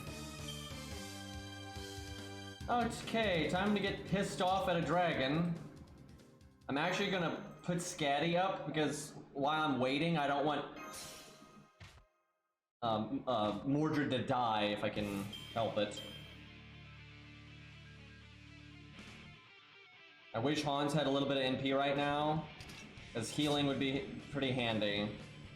Just don't kill Hans, Forehead. I guess I'll give her this, because it's better than nothing. And Hans might die here, so I don't want to waste it. Ideally, we get a good... When is the next... Like, when would be like the rerun of the good event? Because they're in that, and if we're kind of near that, I could just record it then. And hell, I could record them on NA. If Nobu show up in NA, I can record it there. Oh, there's the spears.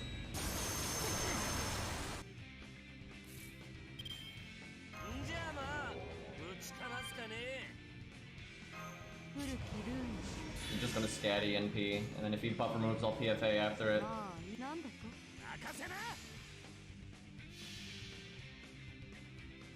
I figure either NA or JP will get them.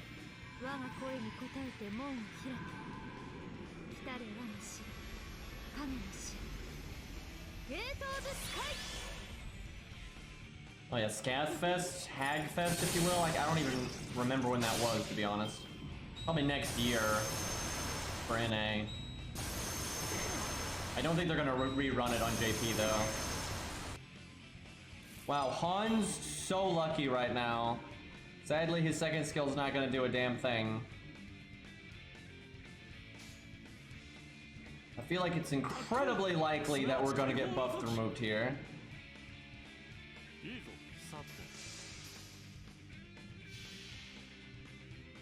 I don't think Guadia really counts, unless I made the video like enemy animations, right? Then I guess he could count. What do y'all think, chat? Do we put Guadia in the video? I don't actually have an account that can fight Guadia right now, but it wouldn't be that hard to get one there. He's got his you know, rapid punch and all that.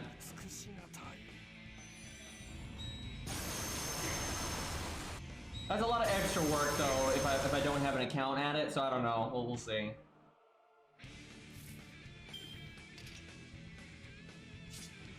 He's being very merciful with his buff removal. Alright, we're almost there. We almost weathered the storm.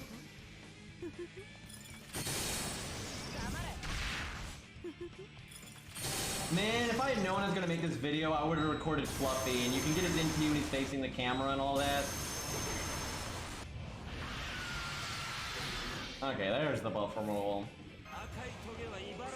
I'm a little worried Mordred's gonna die, but she's got the 50% defense buff, so it's probably alright.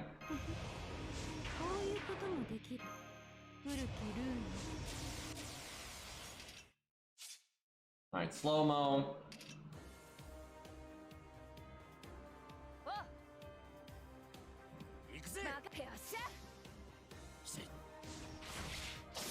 Herc account's already beaten Guadia. Although I guess I could get Fluffy on that one, that's true.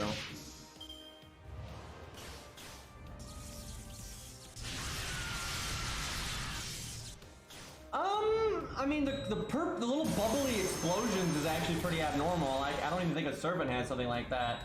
That's alright. it's a long time to. I mean, it'd be cool to get. You could show that in the spears. So, yeah, he probably makes the cut. I'm kind of biased against this guy. I don't even know why, but I kind of fucking hate him. I like Western dragons a lot more than Eastern dragons, but it's probably all right.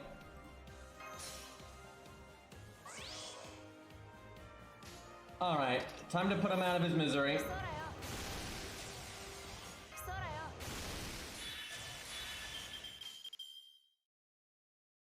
Yeah, there is Dog Juna.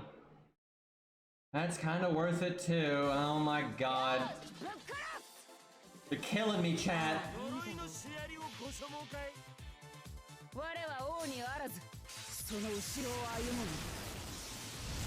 I should have just done a buster attack, but she doesn't. Okay, no, she did plenty of damage. So if she doesn't kill, I was gonna have to watch Scatty's NP.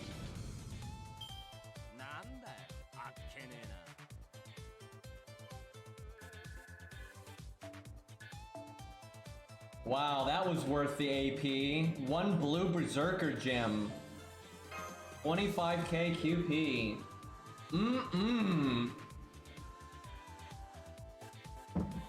Alright, let's stick around in the event. Get the points we need out of the way. That video is going to take a while to make.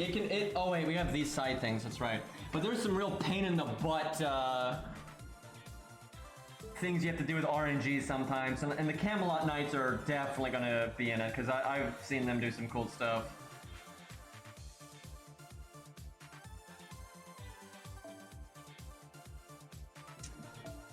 Do we give Red Hair another crack at it? We can see him again. There we go. Alright. Let's go for real this time. That team is just such a nightmare, so looking at it.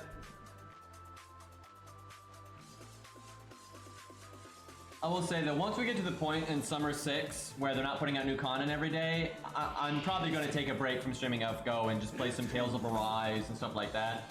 You know, I love FGO and everything, but I mean, this event is just, it's not worth our time. It's not worth our time. It really isn't. So I'm not going to keep streaming it every day when there's no new content to it, because it's shite, so. Unless they turn it around at the end, you never know. Sometimes events get better at the end, but I doubt it. I wouldn't mind playing more Arknights, but I want to really play some Tales of Arise. Like, I really want to beat that game and get it done, and then I want to do some Ninja Gaiden and Arknights and stuff like that. I mean, all they got to do to make events more interesting is what they did for Good Good Final. That's all you got to do. Like, it's easy. They literally already know how to make events where if you want to just get through it and read the story, be a new player or an old player, you can. You just use the story supports and you kind of delete the gimmick. And if you don't want to do that, then you get a nice little boss fight to deal with, right? It's nice. If they would just do that kind of stuff more often, I think a lot more people would be happy. Now, on the one hand, I could have already killed this one and then NP'd the 3 new ones. But I'm not sure it's worth holding on to my NP. I think I should have brought Atlas.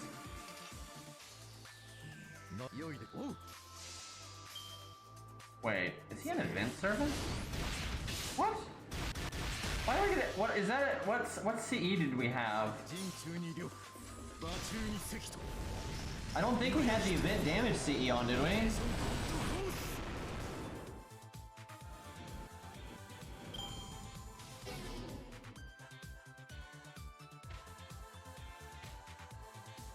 So he is an event servant. Feels bad. This would be harder to do, I think, if he wasn't. Well, I mean, of course, but I think it could actually be like a thing. You have to like be a little min-maxy. We missed. Okay, fantastic. Didn't really need it though. Alright, fuck him up. Delete him. Now see, if we weren't an event servant, we wouldn't. I don't think we would have killed him there. There's no way. Not enough overkill.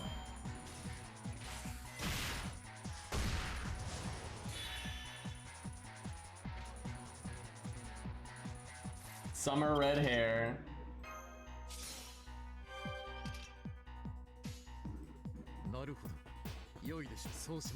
Like, it's really hard to put on a good show, right, when the event is this bad. Like, what am I supposed to do here?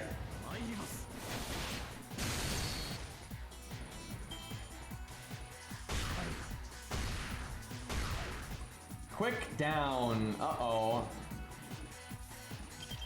Not exactly ideal.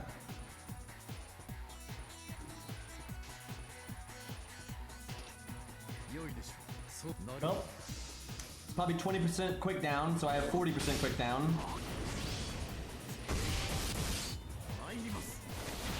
These are the last 3 enemies now. Just try to read some names. That's some shade right there. Now we have Buster down. You've seen better days.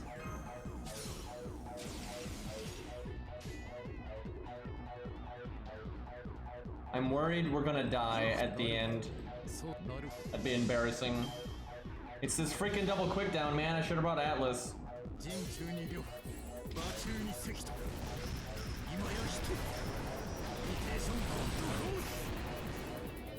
Some of the demon pillars have custom NP animations that are actually really cool, but that'd be way too hard to record. I'm surprised we got that much done that turn.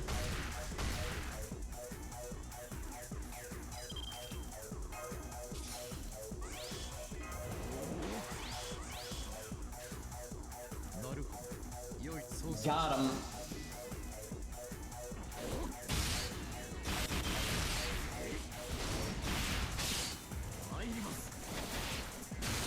I do like Red Hair's animations though. They're not phoned in at all. They're a little awkward because he's so like agile when he's got that large of a body, and some of the, like his flip just looks kind of ridiculous, but has some charm to that, I suppose.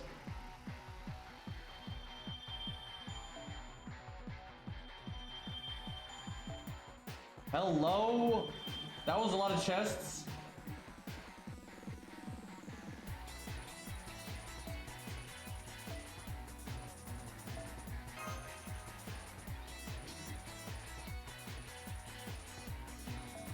Who to use? Who to use? Dare we try it, chat?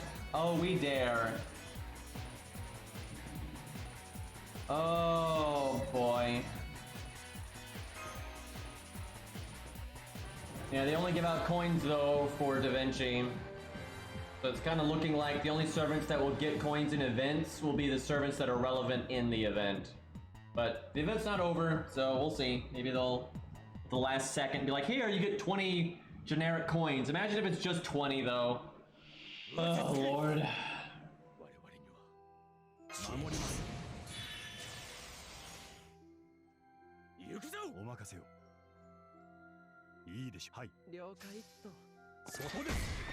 Really frustrates me, we waited so long and this event is... Wow, he stuns. Damn. Well, we're in trouble. They just randomly cast stun as one of the regular skills. By the way, caster balls. That's really not good.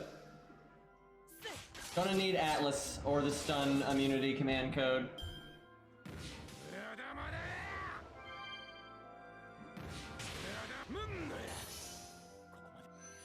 Yeah, Lu Bu's animation update was pretty cool, actually.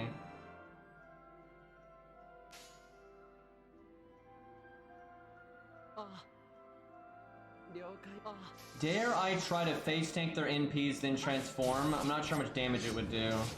We'll see how much their normals do.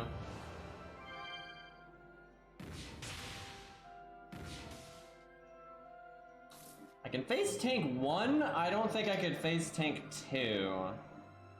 Really good to save the evade, though. Let's find out.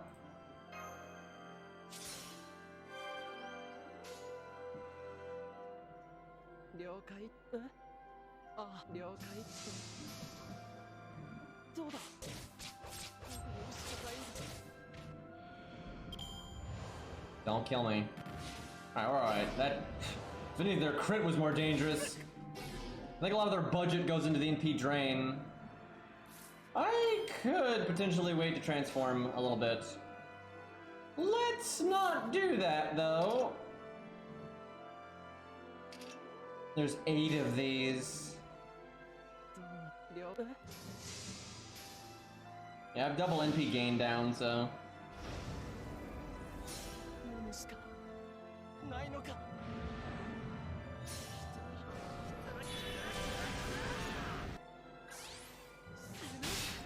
Such a unique character, and they scuffed him so much.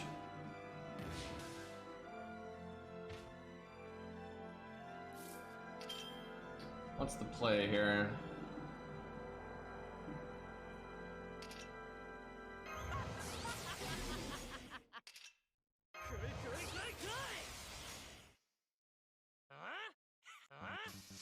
Can he do 46k?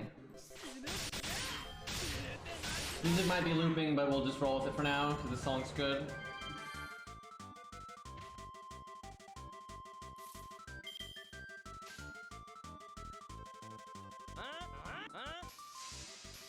I really do like Hyde.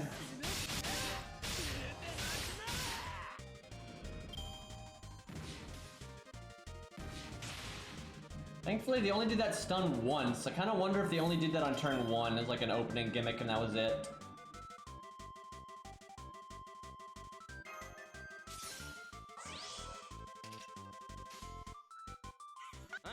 We might lose though. Or just can't target switch or anything, so our kill rate's quite bad.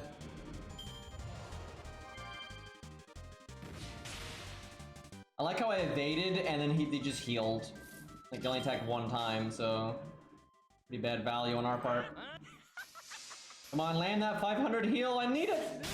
Damn it. Oh, we didn't kill. Oh no. Well, I think we're dead. Wow, Hyde lost this stage. Are you kidding me? He's grilled to 90, man. Fall back! Ooh. Yeah, we needed an NP that did damage. That would have been kind of good.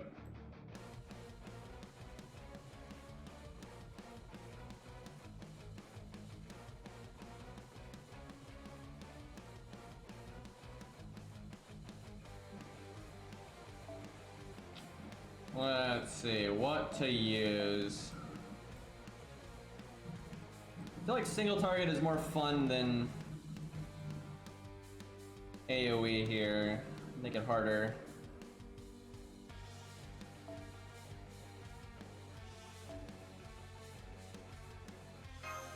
I don't know about this. Let me at least give him some basic command codes here. Like, Hyde didn't have great command codes, but it's something. And it's Sanson, for God's sakes.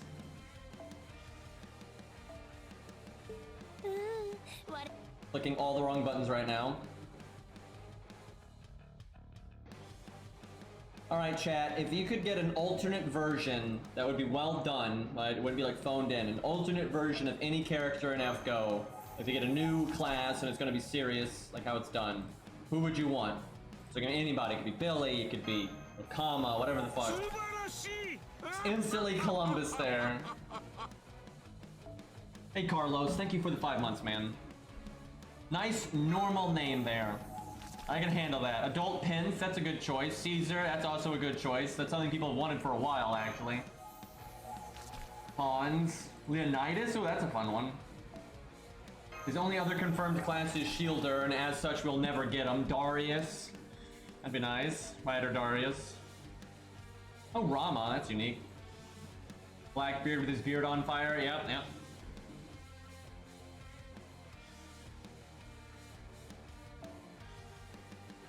If we could get normal Hercules, that would be pretty awesome.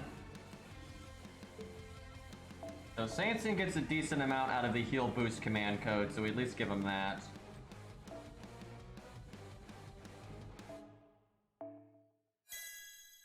Van Gogh.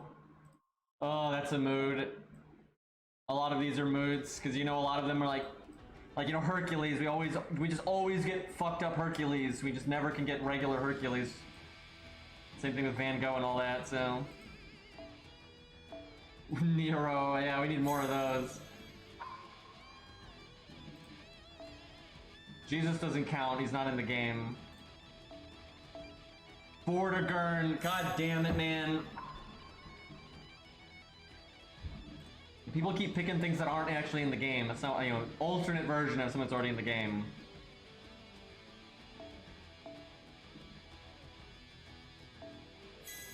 Robin is one that I'm surprised they haven't done more Robins, because in lore there's a bunch of different Robins, and there's a very good justification for that. Because in real life, the legend is kind of a combination of many legends, and its origin is unknown. Some of the legends are attributed to real people, some of them are not. So it's very, and that's why there's multiple Robins in Fate, and they explain that in Fate Extra.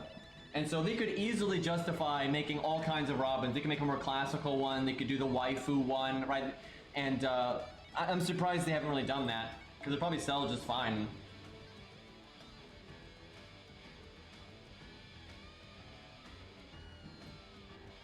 Alas, they are cowards.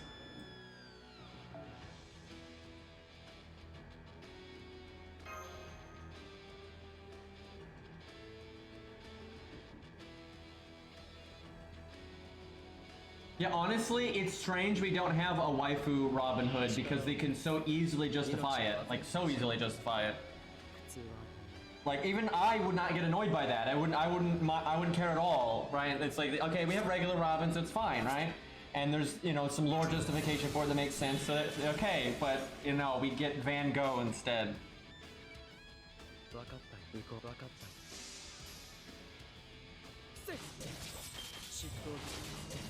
Come on, Sanson animation update, though. One of these days. What I just don't understand is, like, Sanson has been in the spotlight many times in events in the main story, and he's never gotten an animation update. So it makes me worried that he's just so low on the priority list.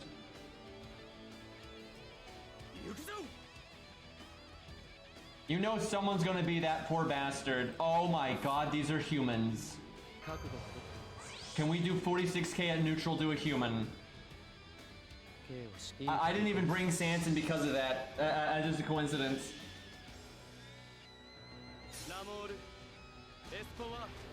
But yeah, you know someone's gonna be that poor bastard who's the oh, insta-death, don't even need it! Anyway, someone's gonna be that poor bastard that is the final unit with day one animations, and everyone else has an animation update and they're just sitting there. And they didn't attack Leonidas a single time. Okay, well, fantastic.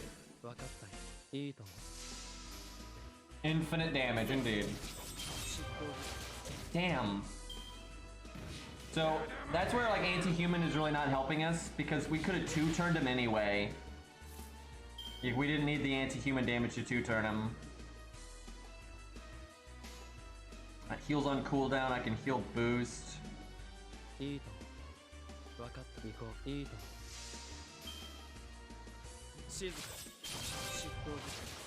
At least Jack has stage 1. Fuck, there's the stun. So they can do it. Can you all attack Leonidas for God's sakes?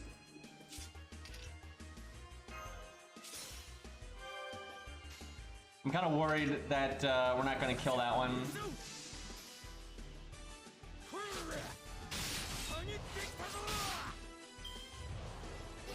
Are you kidding me?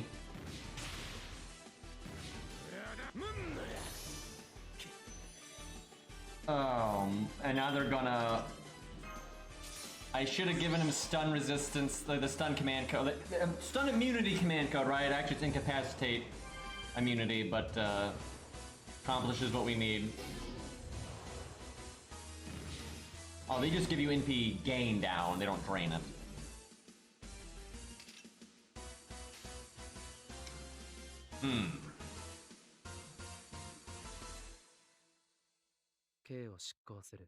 I'm doing the Buster because I don't have faith that he's going to do 49k. Even though he's 2k forward and level 100. Oh! My doubt is unwarranted. That was definitely within low-high roll range, though. Like, absolutely it was. Just barely killed it. That was kind of a mistake, though, because if I had known, I would have applied the heal boost command code, and that would have really helped me right here. Well, I'm gonna have to heal without it. I need to get rid of those debuffs. Now that's some groovy music right there.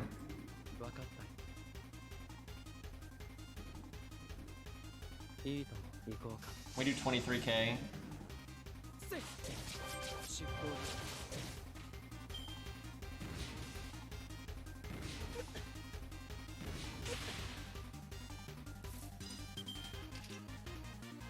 I use this guy for NP gain, I guess.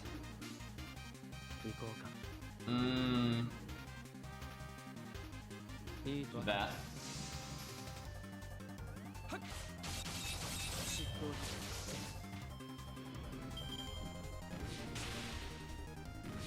So I'd like to point out, if Hyde had gotten stunned twice, like Sanson did, he would not even been remotely close.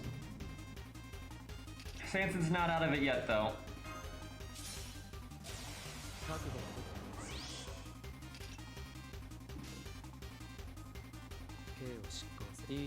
Come on, Sanson, get a double kill. Make me proud.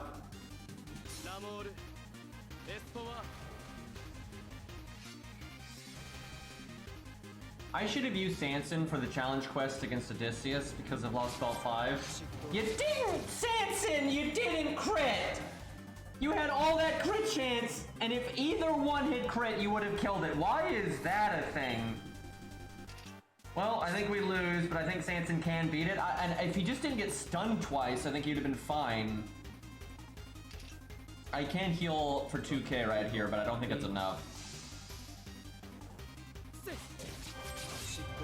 Oh my god.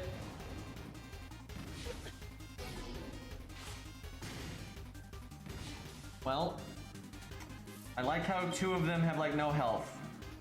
That's great. Technically not out of it yet. I feel like it's bad though if I kill one of these, because it'll give this thing 2 actions per turn.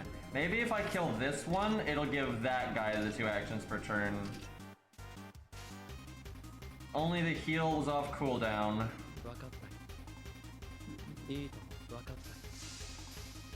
Yeah, I'm probably gonna have to use the anti-stun command code. They hardly ever cast it, so that was so unlucky. And they could have cast it on Leonidas. They cast it twice, 2 turns in a row, and both times they did it on Sanson. Okay, we're getting a little lucky here. Okay, see, the problem now is this thing has a big defense up, and he's not humanoid. Heal boost versus the crit. I think we do the crit.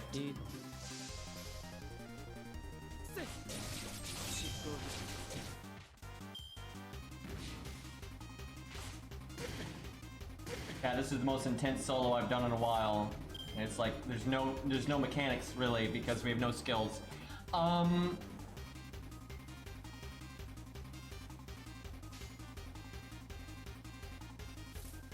It's evil, right?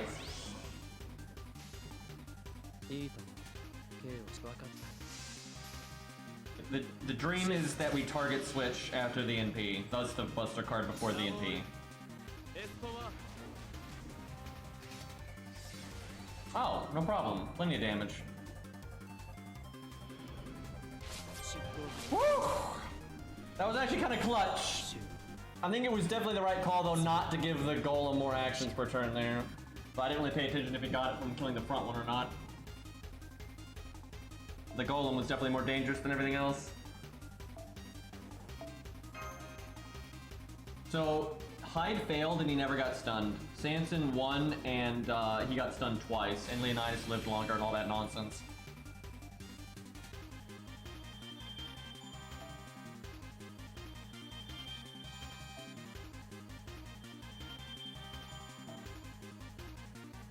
Sanson is not, though, fully 2k foed, but he's pretty far along. I think he's like 1,600 or something. Actually, speaking of, we can give him what we just got. Oh wow, he's way farther along than that, excuse me. He's almost done. So, I'm not kidding. I am going to Grail Sanson past 100, although not to 120. But as he is now, he cannot get 10,000 attack on his own, and that's just ridiculously annoying.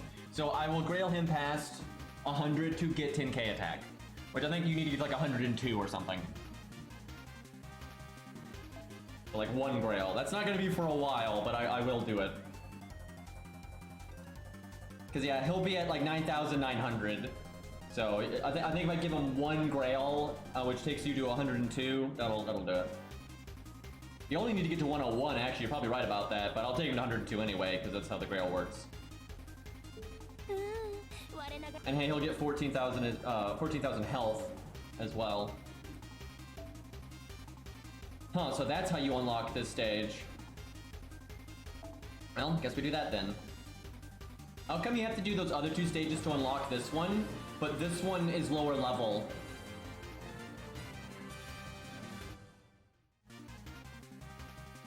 Kinda weird.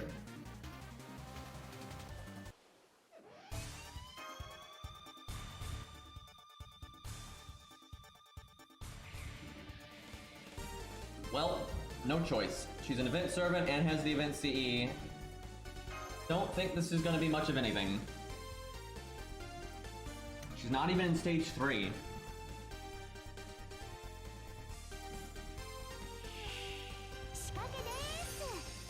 Her legs look even more broken in this stage. Because at least in stage 3, she has like the boots, so it's kind of hard to see. But it is so obvious that her knees are twisted here compared to like her hips and shoulders. That is so messed up. That looks terrible, dude. Why did they do that? Like either have her facing forward or have her legs, and it's only the bottom half of her legs, that's the problem, right? Facing the same direction she's facing. I don't think that's not even complicated, for God's sakes. So they have guts, and it's just these two, that's it. I wonder what their names are. Was there no story? I don't think I skipped. Well.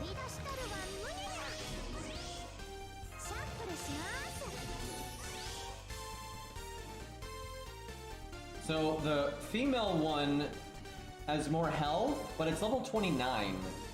So it might actually do less damage than the other guy. I don't think the stage is hard enough for it to matter though. It's an illusion, yeah. You did skip? Well, rip. Okay, I'll reset.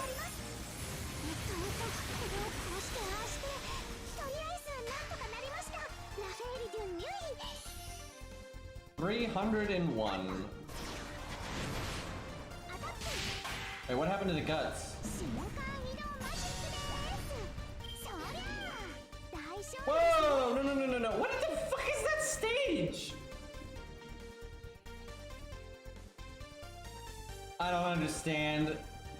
What? Why even go into gameplay? Why not just have her use her NP in the story? They've done that plenty of times where a character uses their NP during the story segment, right? Just have her use the NP in the story and have them like run off or whatever the hell is happening. I literally don't get the point of that. What a useless stage right there.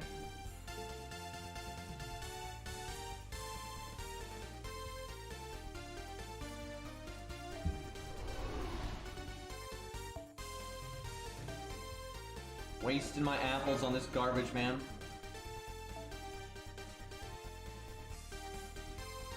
Peak difficulty. Oh wait, no, don't skip. Bad habit.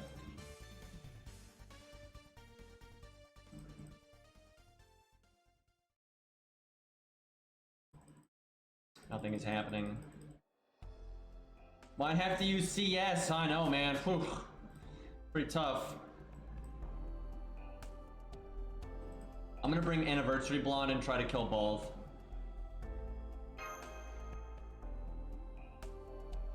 This song makes me want to play Arc Knight so bad. I've always had a lot of respect for Arc Knight's like gameplay design and stuff like that. But my issue has always been there's not enough units that are low stars that I like. But now that I just use low stars and Rainbow Six characters, and I like the Rainbow Six characters, I now have characters I actually like to fucking use. So now I like super want to play the game.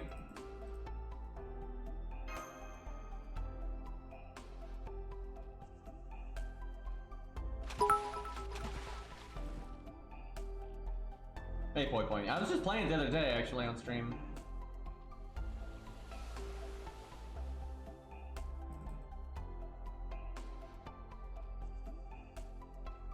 So far, I don't really get why we fight two random pirates, because they're certainly not in the story right now. So much nothing.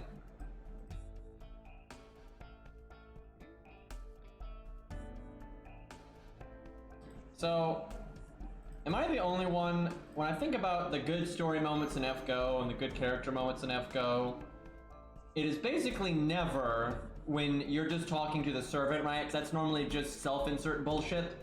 It's normally like Mozart talking to Mash, right? Like when you have the two characters interacting, that's like the good shit, right? One character in self-insert is just boring. Dear God. But when you have like, you know, Billy, you know, shooting shots at Masashi, right? That's a lot more interesting.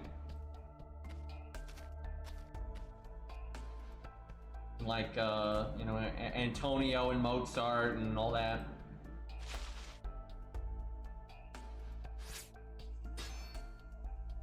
Yeah, we saw Columbus Lily. Did they normally have art for the story? I've never seen that before. I know the guys do.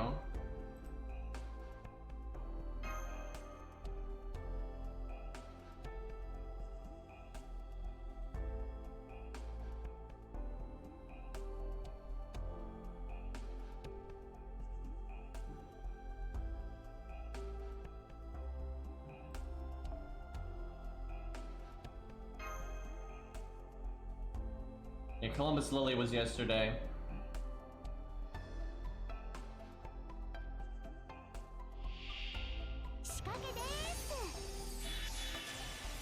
Yeah, I love when they give you like bullshit choices that don't matter at all. I forgot to change the Mystic Code.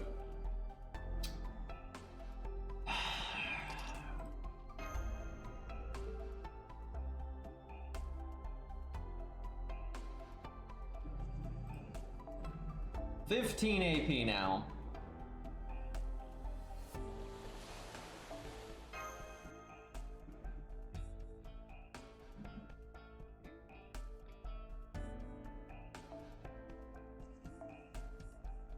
The odds of us critting here, though, are not good, but we can make something miraculous happen.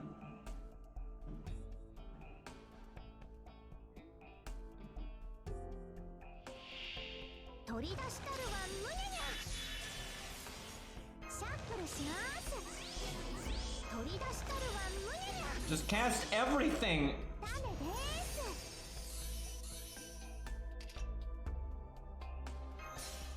Yeah, if she had her own star bomb, be one thing. She doesn't, so it's just the vanilla 20 stars. I guess I go for the 3 of a kind bonus.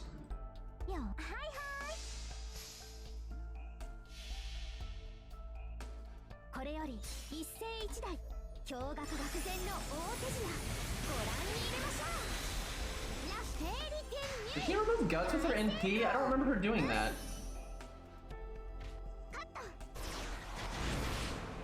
So I bet you actually can kill them both, because you don't have to win on turn 1. She didn't crit with either of those, but I bet you it's when you kill one of them that it ends. So if you wanted to, you could build up stars and go off on them. You could probably kill them both. But they don't drop anything, because this game hates fun. Hard fight, yeah. Oh, it must be that attack on attack effect. It must be removing it, guts on attack or on NP.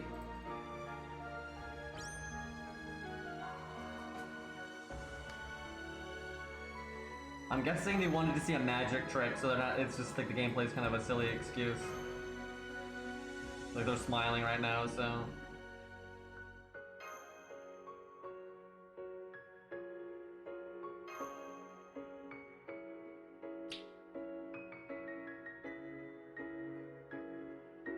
Well, that's handy. Damn.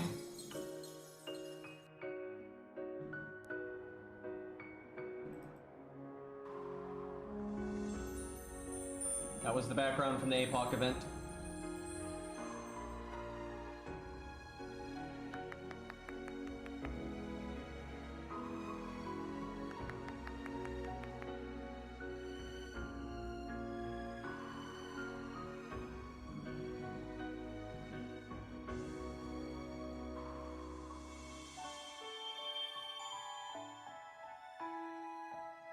Well, that was not the most engaging gameplay. All right, let's get our points.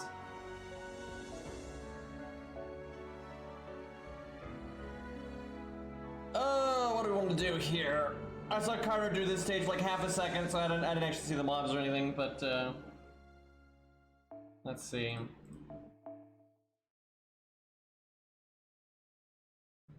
Let's solo it once real quick, so if I want to see it.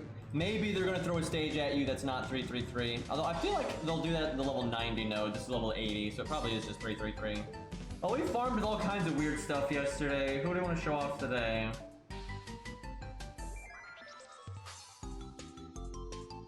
Look at my units. Oh, I kind of want to do an art unit because this person's got the MLB thing. It's actually really good.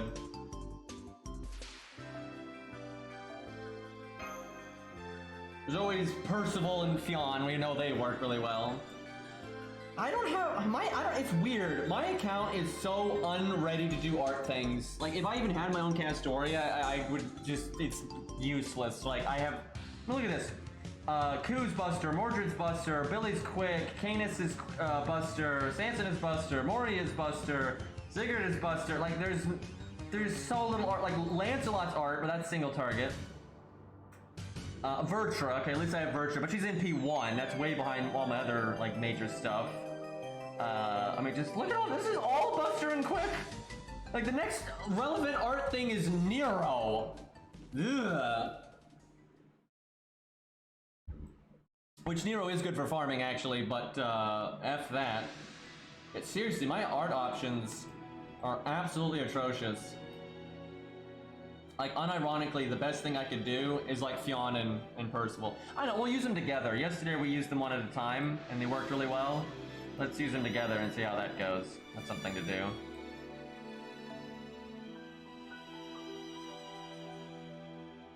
Yeah, Medusa is a fun unit. And she's actually done a lot of good for me farming. Because I don't, when I farm, I pretty much will never make a setup that relies on a support, like a friend support. So if I was like doing this for real, I'd probably do Medusa nonsense, and I have plenty of ways of 3-turning with like Mordred and Medusa, or Arash and Spartacus, Chingon. I have so many ways to do it these days, and Medusa is a really easy unit to get her NP on.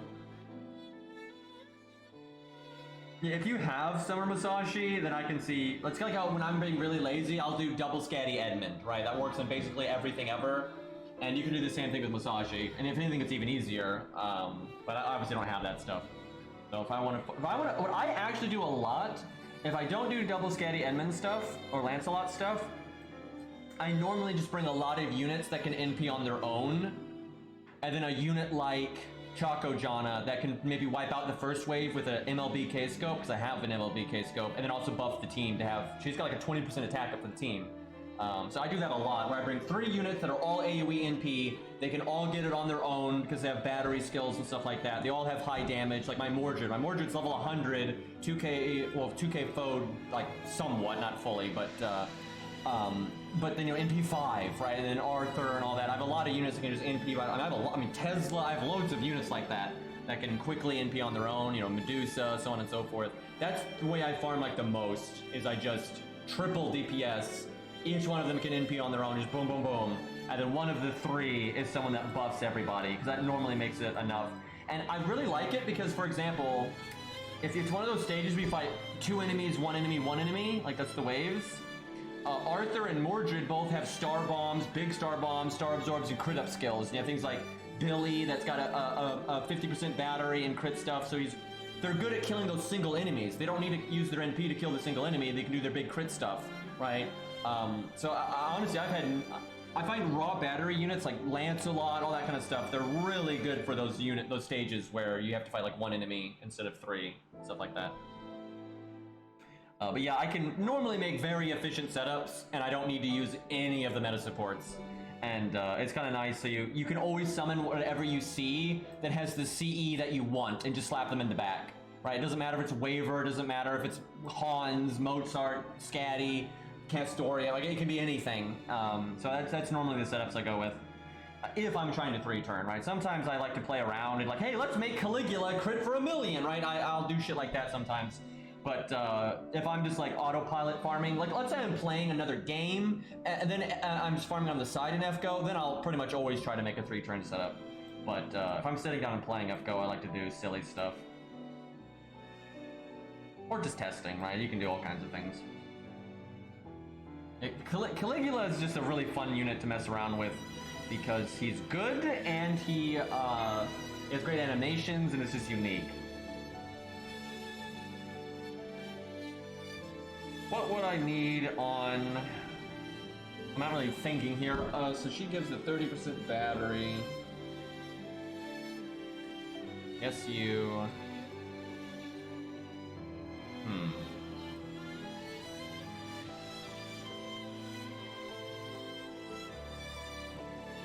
Let's try it that way. Really, I should do that.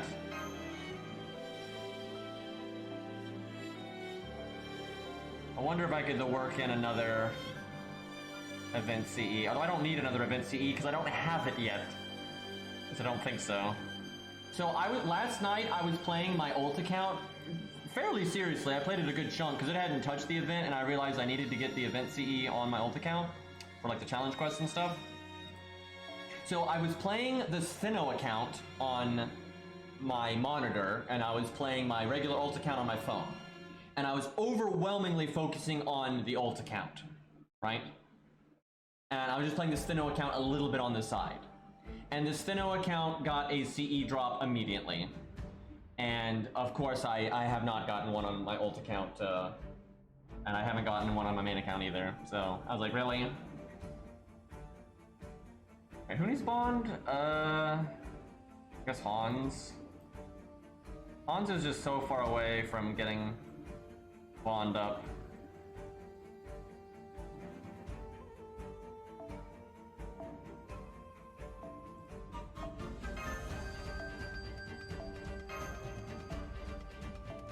I just MLB that. I can bring the MLB one from the support and the one that I have, and I think it caps at 100%, so that'll make farming pretty simple.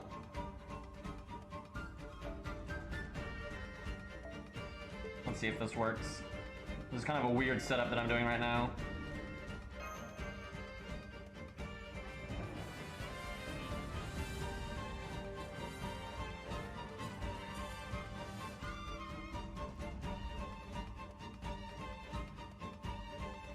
Honestly, it'd be easier to probably 3-turn this if I just did Fiona or just Percival, but we'll see. Depends on the damage at the end. Any player that knows what the fuck they're talking about, all of them say Fiona's good now. I don't, the only people that think he's still bad are just people that are bad at the game and don't know what they're talking about. Like, I mean, it's that simple, they just don't know what they're talking about.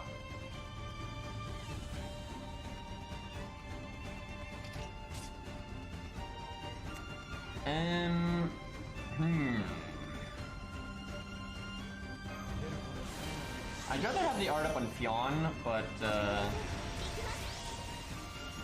think you need to do that. I'm barely casting any of my refund stuff, but I don't think I need to.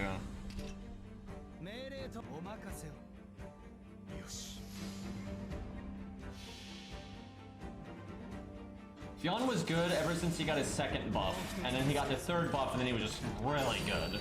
But he was good as of the second buff.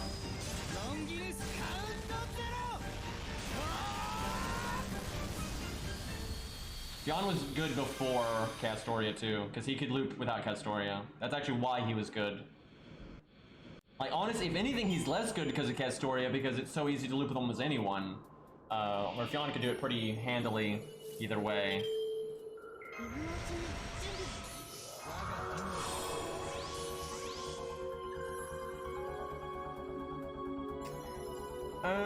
Need to do 100k on this one. That's a little awkward.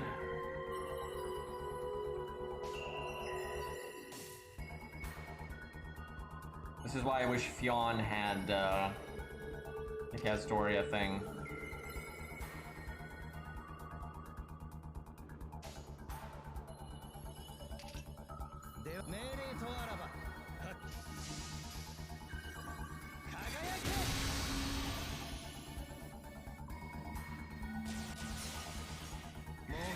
Can't take this community seriously. That's true. Like, it's just a video game, but everyone's like, ah, you can't fucking say that! Like, not only is it just a video game, but it's a single-player video game, so... Oh, fuck, we didn't kill. Yeah, probably should have used Beyond in that one, because he's in P5. Well, we ruined everything.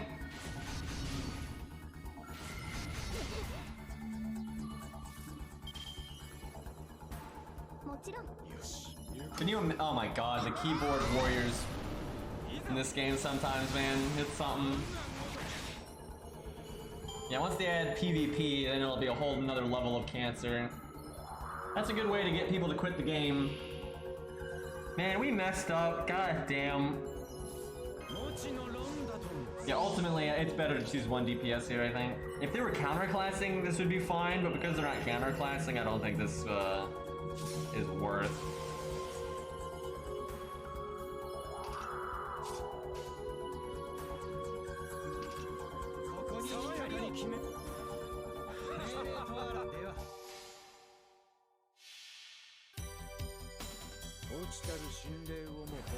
The thing is, even if you ignore PvP, it's still going to be bad for the game as a whole because it takes up development time, and you know it's going to be where all the interest is on Twitter, Reddit, and Discord. Like, it's just going to make so many problems, like, even if you don't want to partake in it.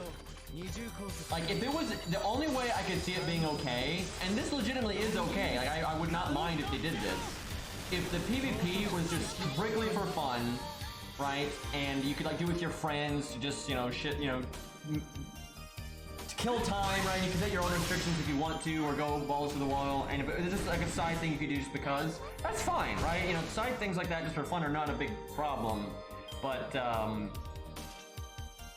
oh man, we totally could have cleared there if I had done this properly. Look at this, we're gonna be 1 NP off because of the roundup. Big oof.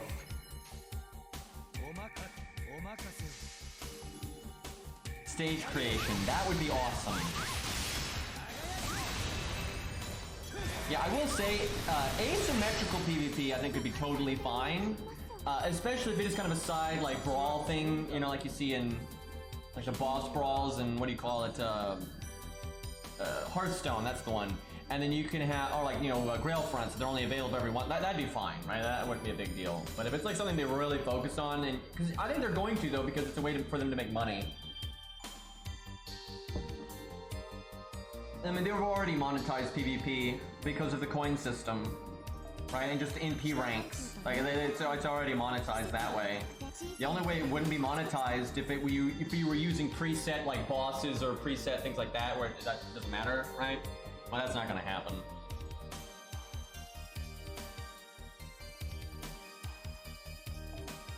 I hope it just goes so badly in development that they have to cancel it and they just can't make it work. I really hope that happens.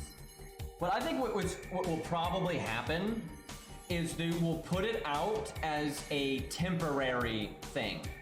Like how Grail fronts are not in the game permanently. I think they'll put it out as a temporary thing first, and if it goes over badly, then they might be able to convince Aniplex to just cut it. And if it goes well, then they'll add it permanently. Like, that's what I expect them to do. Now, thankfully, I think it is almost, like, it's almost guaranteed that if they implement it as a temporary thing, that it will be shit. Because I have no faith in their ability to balance it. I mean, they can't make a fucking command code UI. So there's no way they're going to make good PvP in like a temporary Grail front style. There's no way, right? It's going to be awful. So I think it'll be introduced. Everyone's going to hate it. It'll be sloppy, unbalanced garbage.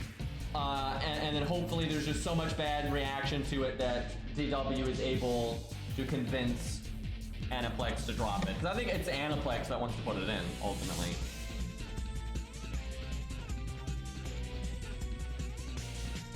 Yeah, that'd be interesting if you could, like, multiply how strong a boss would be based on how strong one of your units is. Not 1-to-1 ratio.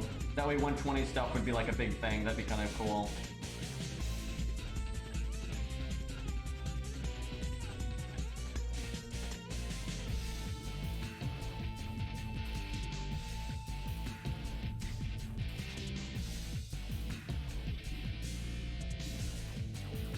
Let's see here.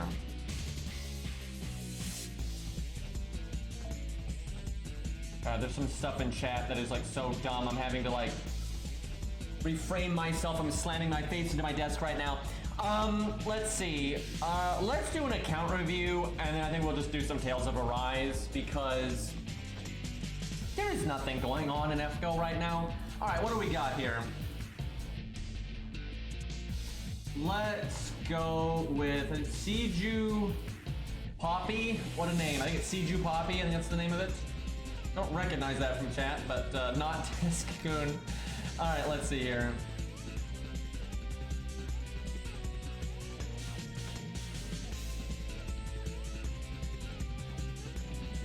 There we go. All right. Starting apples, only 70. That's pretty rough. I started around New Year's, and so far cleared all the stories and free quests, blah blah blah. Looking for some advice for teams I've started, art stall teams. Oh god, I fucking hate art stall teams. Anyway, 100-face BB. Honestly, there's way better supports for 100-face than BB. Like, BB is just not that good of a support in my opinion. She's good in very specific circumstances, but generally if you're doing art stuff, you're just way better off with Tam or Waver even and stuff like that. I'm working on 3-turn teams for farming and crit team based around Taiga. Good luck with that one, but I would like some advice. I'll try to remedy the skill levels when I get. I don't get the squiggly line equal vol part. That doesn't really make any sense, but I guess we'll see as we go. Okay, so this guy I don't think cares that much about like challenge quest content. It sounds more like he cares about farming and whatnot, but I'm not really sure. Anyway, okay, so I guess the Vol scribbled in the NP ranks on people. That explains stuff earlier. Okay, so we've got for single target. Oh god, everyone's scuffed. So wait, when did he say he started playing? It started around New Year's. I don't know which New Year's he means, but he's already caught up on the story. This is pretty scuffed. So we have Hogasai, and I don't really like Hogasai, but she is a pretty solid unit. So she's already level 80, so she'd be a worthwhile one for your single target.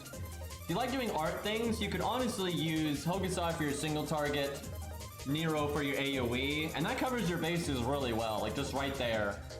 If you ever needed something that's not art because of a boss gimmick or something, then you could level up like Mordred or something.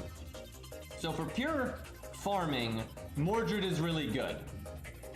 Because Mordred, it's just so easy for her to get her NP in almost any circumstance because of her third skill and then her overcharge and everything. It's very easy to do 3 turns with her, I find, as I was just talking about earlier. But right now, I would focus on Hogasai and Nero. And then if you want to be more prepared for challenge quests and stuff, I would actually level Bedivere because he's NP 5. And just Bedivere being able to get his NP really quick could be a nice like gap filler for challenge quests when Hogasai dies or something. Or just to break like that first health bar, it's like got less HP on it in a challenge quest, stuff like that. So if you want to focus more on challenge quests, I'd level Bedivere. If you want to focus more on farming, I would level either Jason or Mordred. If it was me, probably Mordred. But right now, I would just focus on your skill ranks on Hogasai and Nero and get Nero to 80. Even though Nero's NP 1, it's still pretty handy. She's pretty good for farming. Okay, Tristan and Atalante are NP 1. Let's see, so you passed the David test. I mean, look, his saber slot scuffed as fuck, but he passed the David test, so good on him. Kudos there, and honestly, a legitimately smart thing to level for most accounts. Let me skip ahead real quick, though, look at casters. Okay, so he has Waver. I'm surprised he hasn't leveled him. They may have just gotten it. It looks like he got it for the anniversary. So no Scatty, no Merle, nothing crazy like that. It's always relevant, though, when you're looking at, like, the budget supports and what you need and don't need. Okay, so because he doesn't have Merlin and all that stuff, he does need David, so it's really smart that he's got his David up. So you've got Chloe for single target, and that's very good. Like, Chloe's really strong. And then you've got Robin as backup. They're both arts, a good synergy there. One issue your account, I already see, has is every once in a while, there really are boss gimmicks that really punish using a certain card type. It just happens. And there's even some boss gimmicks that reward you for using certain card types. Like there was that Boy Cheeky challenge quest where if you hit her with her Buster attack, it drained her NP and things like that. They just pop up now and then. So just to be safe, you do want to have some other things leveled. There's a lot of art on this account, right? This is very heavy on the art stuff, and it is good to have other options. However, in the short term, you know, you can get a lot done with one card color, so it's not like the end of the world. So you got a Rosh ready to go for farming, so that's good. So if it was me, let's see, I would level Tristan, because none of your other golds like Atalante there are at a good NP rank, and generally a Rosh is good enough for AoE stuff, and then like Berserkers like Spartacus or whatever, so you don't really need Atalante right now for farming, even though she is good, she is really good. Especially with Scatty's shenanigans. But I would level Tristan just because you're in pretty good shape with your archers, and then Tristan just gives you good variety. He doesn't have it on NA yet, but he's going to get it. Like right now in NA, Tristan's got the upgraded NP, which has got, you know, the sure hit and all that. He's got the battery, he's got the team-wide evade, he's got the enemy buff removal, which is great for 5.5. NA's not going to get to 5.5 for a little while, but Tristan will just complete that tuna can fight, the boss fight with tuna can, which is kind of a hard boss fight, for real. Tristan makes it so much easier, like so much easier. So I really would level Tristan, he's good, and then later he gets buffed and he removes your whole team's debuffs, which that's super handy for like a billion boss fights out there. So yeah, I would say a Rosh is good enough for farming right now that I would just level Tristan if you leveled anything from this lot. Although really, you probably won't need to level him for a while. You probably have other classes you need to worry about. All right, so you have total maximum Taiga. It's a shame that she's only MP4 though. I guess that hurts. But she's a good single target and she's grailed. You have Cooper backup. Maybe level Q's second skill. You could get away with not really leveling his other two if he's just a backup. If he's not your main DPS, you don't need him to be 10-10-10. But I would try to get his second skill up. That really does help. So if you get Q's second skill up, and between that and Taiga, that's all the single target you're really ever going to need for the most part. Valkyrie is good for farming, but mostly if she's working with Scatty, and kind of double Scatty specifically. But you have Waver, so you can probably make it work.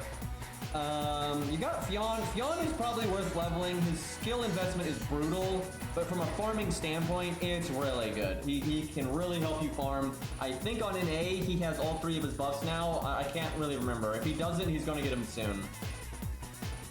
And even without his third buff, he's still a pretty solid farming unit. See, from a farming standpoint, definitely Fionn. New Kid's okay too, because she has the battery. Looks like she's only NP1 though, so I wouldn't worry with New Kid. Valkyrie and Fionn are the two I would worry about. You got Leonidas, that's good. So there's a taunt wall. Overall, I think your Lancers are fine because Taiga and Ku will just get a lot done, and then you do have at least Valkyrie for AoE, so I think you're all right. I would not level, unless you like her, I would not level Gareth. I hate to single her out like that, but the reason is you've already got two good single target Lancers, and you've already got a taunt one, right? So you would not get a lot of use out of Gareth on this account right now. It wouldn't be terrible, but like you'd be better off focusing on like another area that you might want, like a different card color or something like that.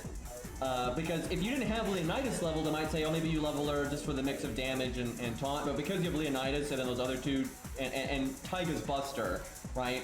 So it just, there's no need.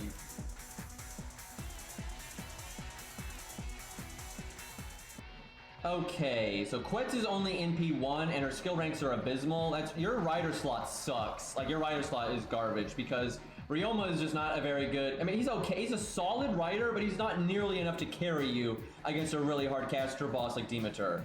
And then your Quetz is just NP1, but then she's 2-2-2. So your Quetz is kind of bad. And then your Ushi's 4-4-1, right? And then Boudica doesn't do a whole lot, and her skills aren't even up. So your rider slot is pretty weak. Like, if you fought Demeter right now, I think you would lose. Like, just straight up, I think you'd lose. Now, if you level up your skills, you'll be fine. I think, like, Quetz with decent skill ranks and Ushi with decent skill ranks, that's enough to deal with Demeter. Now, thankfully, you've got, like, 8 months before Demeter comes to NA, or maybe 7 months, something like that. It's somewhere in there. So you should be okay, but definitely get your riders sorted, because they're all scuffed. And then if Quetz was, like, a high NP rank, it'd be alright, but she's not. Quetz, though, really can wreck Demeter, so just get her skill ranks up, and, like, Quetz will get the job done. And like just Ushi is backup and you're fine. So get maybe level George's first skill too. You don't need that for Demeter, but that's just good in general. You might need to level Alex just for his utility, but I'll look at what else you have on your account. If you level Tristan, you won't need to level Alex. And that's another reason to level Tristan, is because your account's going to need buff removal just in general in this game. As for farming though, if you wanted something to help out with farming, it's just Medusa. Like that's the only one really. None of the other units would even be that useful for farming, but Medusa is good for farming. Okay, you have Asclepius, that's good. And you have Medea, even though she's not exactly an amazing unit, but you do have Medea, so I would not level Alex on this account. I recommend so many people to level Alex to at least 111, because he doesn't really need skill ranks, but I would not level him on this account, because you have Medea and you have a Tristan, not leveled, but he's there. So if I was going to level something, it would be Tristan, not Alex.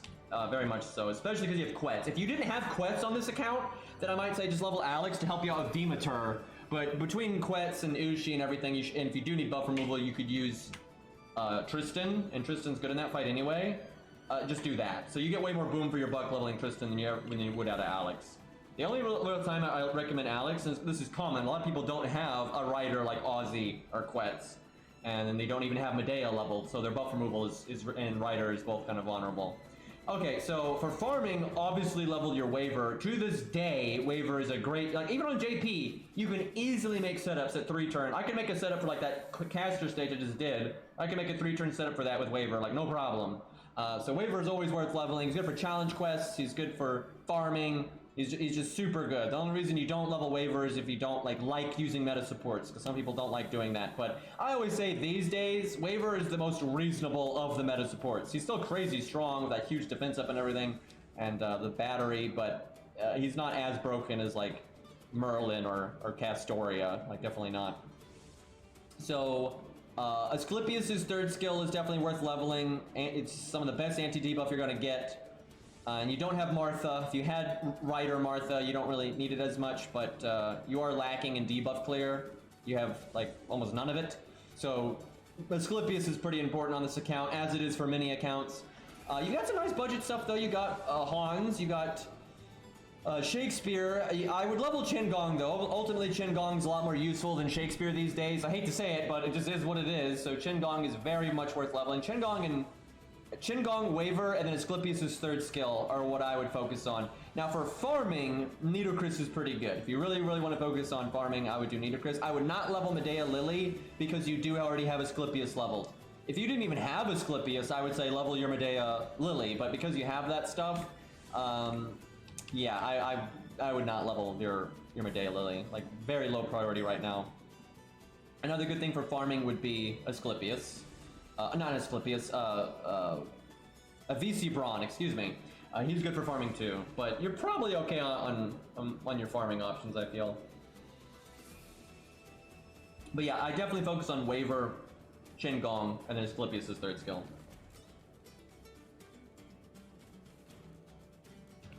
Okay, what do we got here? So there's Super 100 Face. So that, like you said, you do that with art stuff a lot. So something you could do is like level your Waver, summon a friend's Tam, and then that would work very well with your 100 Face. So then obviously Castoria down the line, right? If you want to make 100 Face murder everything, then you could save up and pull Castoria, and that's a disgusting combo. It's actually so good, I find it kind of dull, but that's kind of how I always feel about meta supports. A lot of people aren't going to feel that way, so. But, so what do we got here? You have Kurotsugu. If you're a huge 100 Face fan, I really recommend leveling your Kurotsugu. They legitimately have good synergy together. I've talked about this many times, but for example, let's say you're gonna NP with 100 Face, right? So you do 100 Face's evade skill for the art up. Buff success chance command code, by the way. Anyway, so you do her art, you do her evade and her art up. And so you don't want that evade to go to waste, and you also want to get refund. You want her to get her NP back. So you're gonna NP, right? And now you're ready to fill it up again. So if you taunt her with Kurotsugu, or if maybe, what other options you have for that, like Chen Gong, but Kurotsugu is a good one because he's art, that means her evade won't go to waste, right? Because if she doesn't get attacked, her evade just wears off, it goes away. So if she's taunted, she's going to protect her teammates, and you're going to get maximum value out of her evade, and she's going to get the refund, because being attacked gives you NP. So she does NP, she has her NP gain up, she has her art up, There's art resist down on the opponent now. You got some refund there, and the boss hits you and gives you more refund. You're very likely to be able to NP now. Also, because she puts the art resist down, she'll make Kurotsugu get more refund off of his NP and do more damage with his NP. So they're both art, and if you summon like a Castoria later down the line when she's out, you could have her work with either one of them. And it's a really solid combo, and if the enemy has a single target NP, you can do Kurotsugu's taunt on 100 Face to make sure 100 Face tanks it for you, stuff like that. It's very good. And I think Kurotsugu's kind of an underestimated unit. He's obviously not as good as 100 Face or Shiki, but he's still really solid, and that kind of a targeted taunt can be a game changer sometimes. For farming, though, he's useless for the most part. For farming, I guess you already got Gray, so that's good. So Cleo's NP1. Cleo is okay for farming. At NP1 it's a bit scuffed, but it's still okay. Yeah, for farming, I guess just Cleo. I would Cleo and Gray. For challenge quest though, you're probably gonna want to level Fuma just for the utility and everything, but pretty low priority in that. I'd way more prioritize Qingong, Asclepius, Tristan, right? That kind of stuff is way more important. But it wouldn't hurt. You don't have like any buff block on your account. You can always level Clown Boy instead, but Fuma gives you some other options, like with the targeted evade, and he's good for Zeus and fights like that. Jack is really good if you ever want a DPS that's not art and single target. Jack is the best one you've got. Even if they're not female, Jack can absolutely shred things. She just to this day makes loads of stars, gets her NP quickly, does a lot of damage, has nice utility with the buff removal and stuff. If you did level her, like, that would lower the amount that you would need to level Tristan, I would say. He's still good, but because Jack has buff removal, you wouldn't necessarily need Tristan as much. I will say this, though. Tristan would be better to level than Jack on this account. I would level Tristan over Jack big time, because, for example, let's say you're fighting Demeter, caster boss, right? So, or look, let's not use caster, that's a bad example, because Jack you couldn't use there, because she's an assassin. Let's say you're fighting a, I'm trying to think of the right thing that, like, it's neutral against both of them. Because not Rider, not Lancer, because that wrecks Tristan. Archer, there we go, that's the boring pick. Let's say you're fighting an Archer boss. So Tristan is not abnormally useful there because he's neutral, and Jack is not abnormally useful there because she's neutral. Tristan is better because he gives you the team-wide evade and that kind of thing. The only time that might not be true is if they're female because Jack shenanigans, but overall I think Tristan just offers more general. It's easy to justify bringing Tristan even if he's not counterclassing, right? Where Jack, you pretty much are only going to bring her if she's counterclassing or they're female, right? So it's a smaller pool. So if you're wanting a buff removal servant, I think Tristan is the way to go. But yeah, I would level Cleo. You get some extra AoE, help you out with the farming. Cleo gives you buff block, and you don't have any buff block on this account. If you level Cleo, that lowers your need for Fuma, I'll say that. But yeah, Cleo would actually be pretty good. You don't have a lot of utility, so other than that though, you have your, 100 Face is just so good. 100 Face is so good when Gray ult that you don't really need another assassin for single target. So I wouldn't even really worry about it. So the Neat is a pretty good support these days, honestly. I don't know if she has her last buff on NA, she probably doesn't. But she's alright, it gives you a nice option for your units that aren't art. And she does give you smoke case survivability, and you could use that with your waiver and things like that. If you couldn't summon a friend's support, like Castoria or Scatty or Merlin, right? If you can't do that, it'd be nice to have waiver and the Neat, so maybe get her skills up at some point. Pretty low priority though. With this account with all your art units, I wouldn't prioritize that very much. Boy, you don't see grilled salamis very often. Unfortunately, it's not that useful outside of the rare circumstances that you can pull her gimmick off, which does happen. Like, it does happen absolutely from time to time. She is a useful unit. There are practical budget setups that involve her. But it is rare that she's a meta thing to pick. But at level 100, you can get some solid damage out of her for just generic stuff, so it's okay. You're going to want to maybe level those skills on Jerker, because Jerker's skill ranks are very easy to level, and you could use a straightforward single target Berserker on this account to fill in the gaps. What you really need is Spartacus, so maybe your Spartacus is already max ascended, you just need to level him and get his skills up. This account really could use Spartacus to kind of help out with some of your farming gaps with her AoE stuff. I think Spartacus is way more useful to you than Kiyohime. Kiyohime ultimately is just not very useful. She has no battery. She has okay damage, but it's nothing, like, it's not worth the trouble of getting her NP. Where, like, Darius has comparable damage, although not on NA, I guess, yet, because he doesn't have his third skill buff, but it happens. And then Darius gets his NP easier, and he actually has survivability with guts and everything. But yeah, Spartacus is really what you want over here. Ibiraki's not really worth leveling in my opinion. She's just not that good. Like, she just isn't. Like, the only thing that's good about her is the buff removal. But you have other options for that, so I really wouldn't bother with Ibaraki unless you like her. I mean, she's useful to an extent, so it's not like she's worthless. But if you're on a budget with who you can level, Ibiraki I'd say is pretty low priority.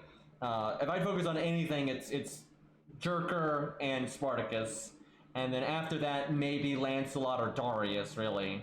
But really just Spartacus and Jerker. I don't think you need to worry about anything else. And maybe just Asterios, because every once in a while there's a boss that Asterios makes really easy, and he's so low investment. You just need to level him, and his mats are nothing. And if you level any of his skills, you just level his second skill. You don't need to level anything other than that. And it's just so easy to level him. Why not have him? But you don't really need him. So, weird that you have... How do you have 10 Antonio, but he's level 65? Get him to 70 already. I don't know how that happens.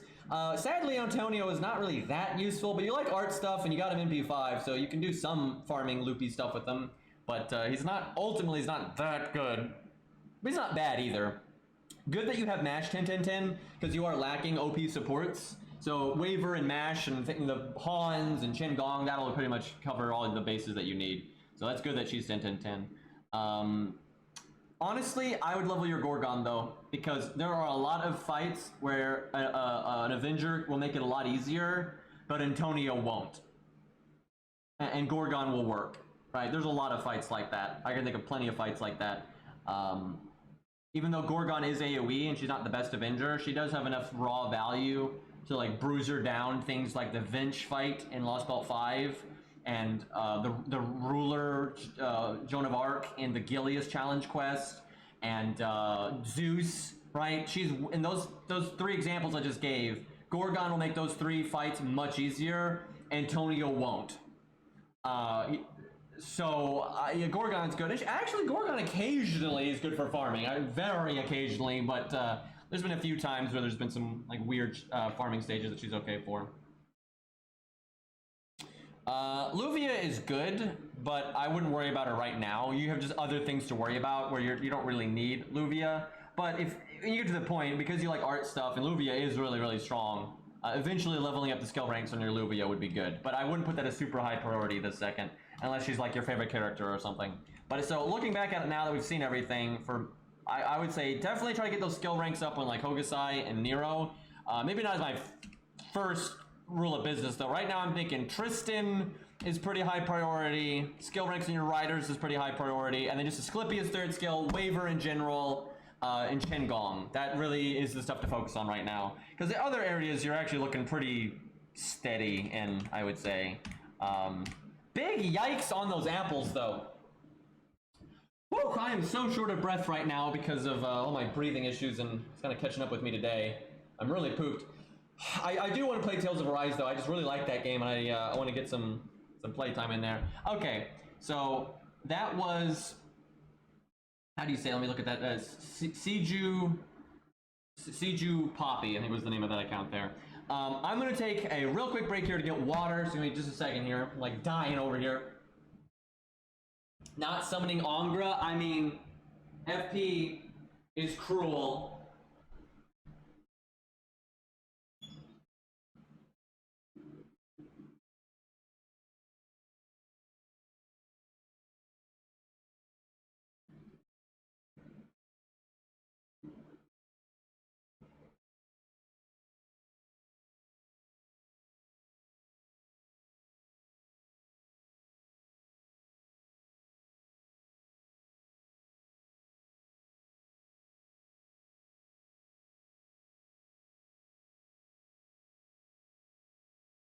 All right, I got water.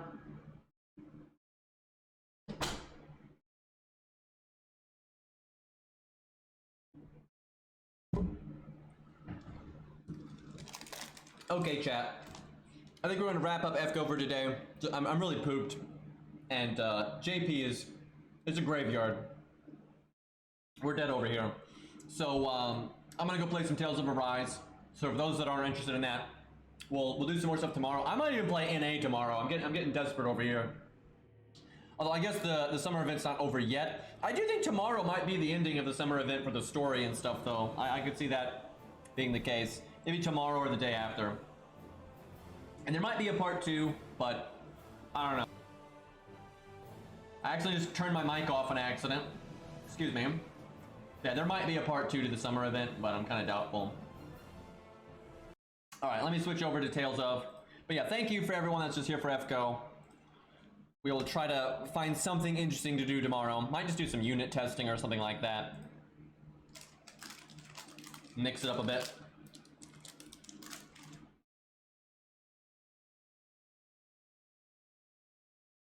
Let me redo the stream title and all that good stuff.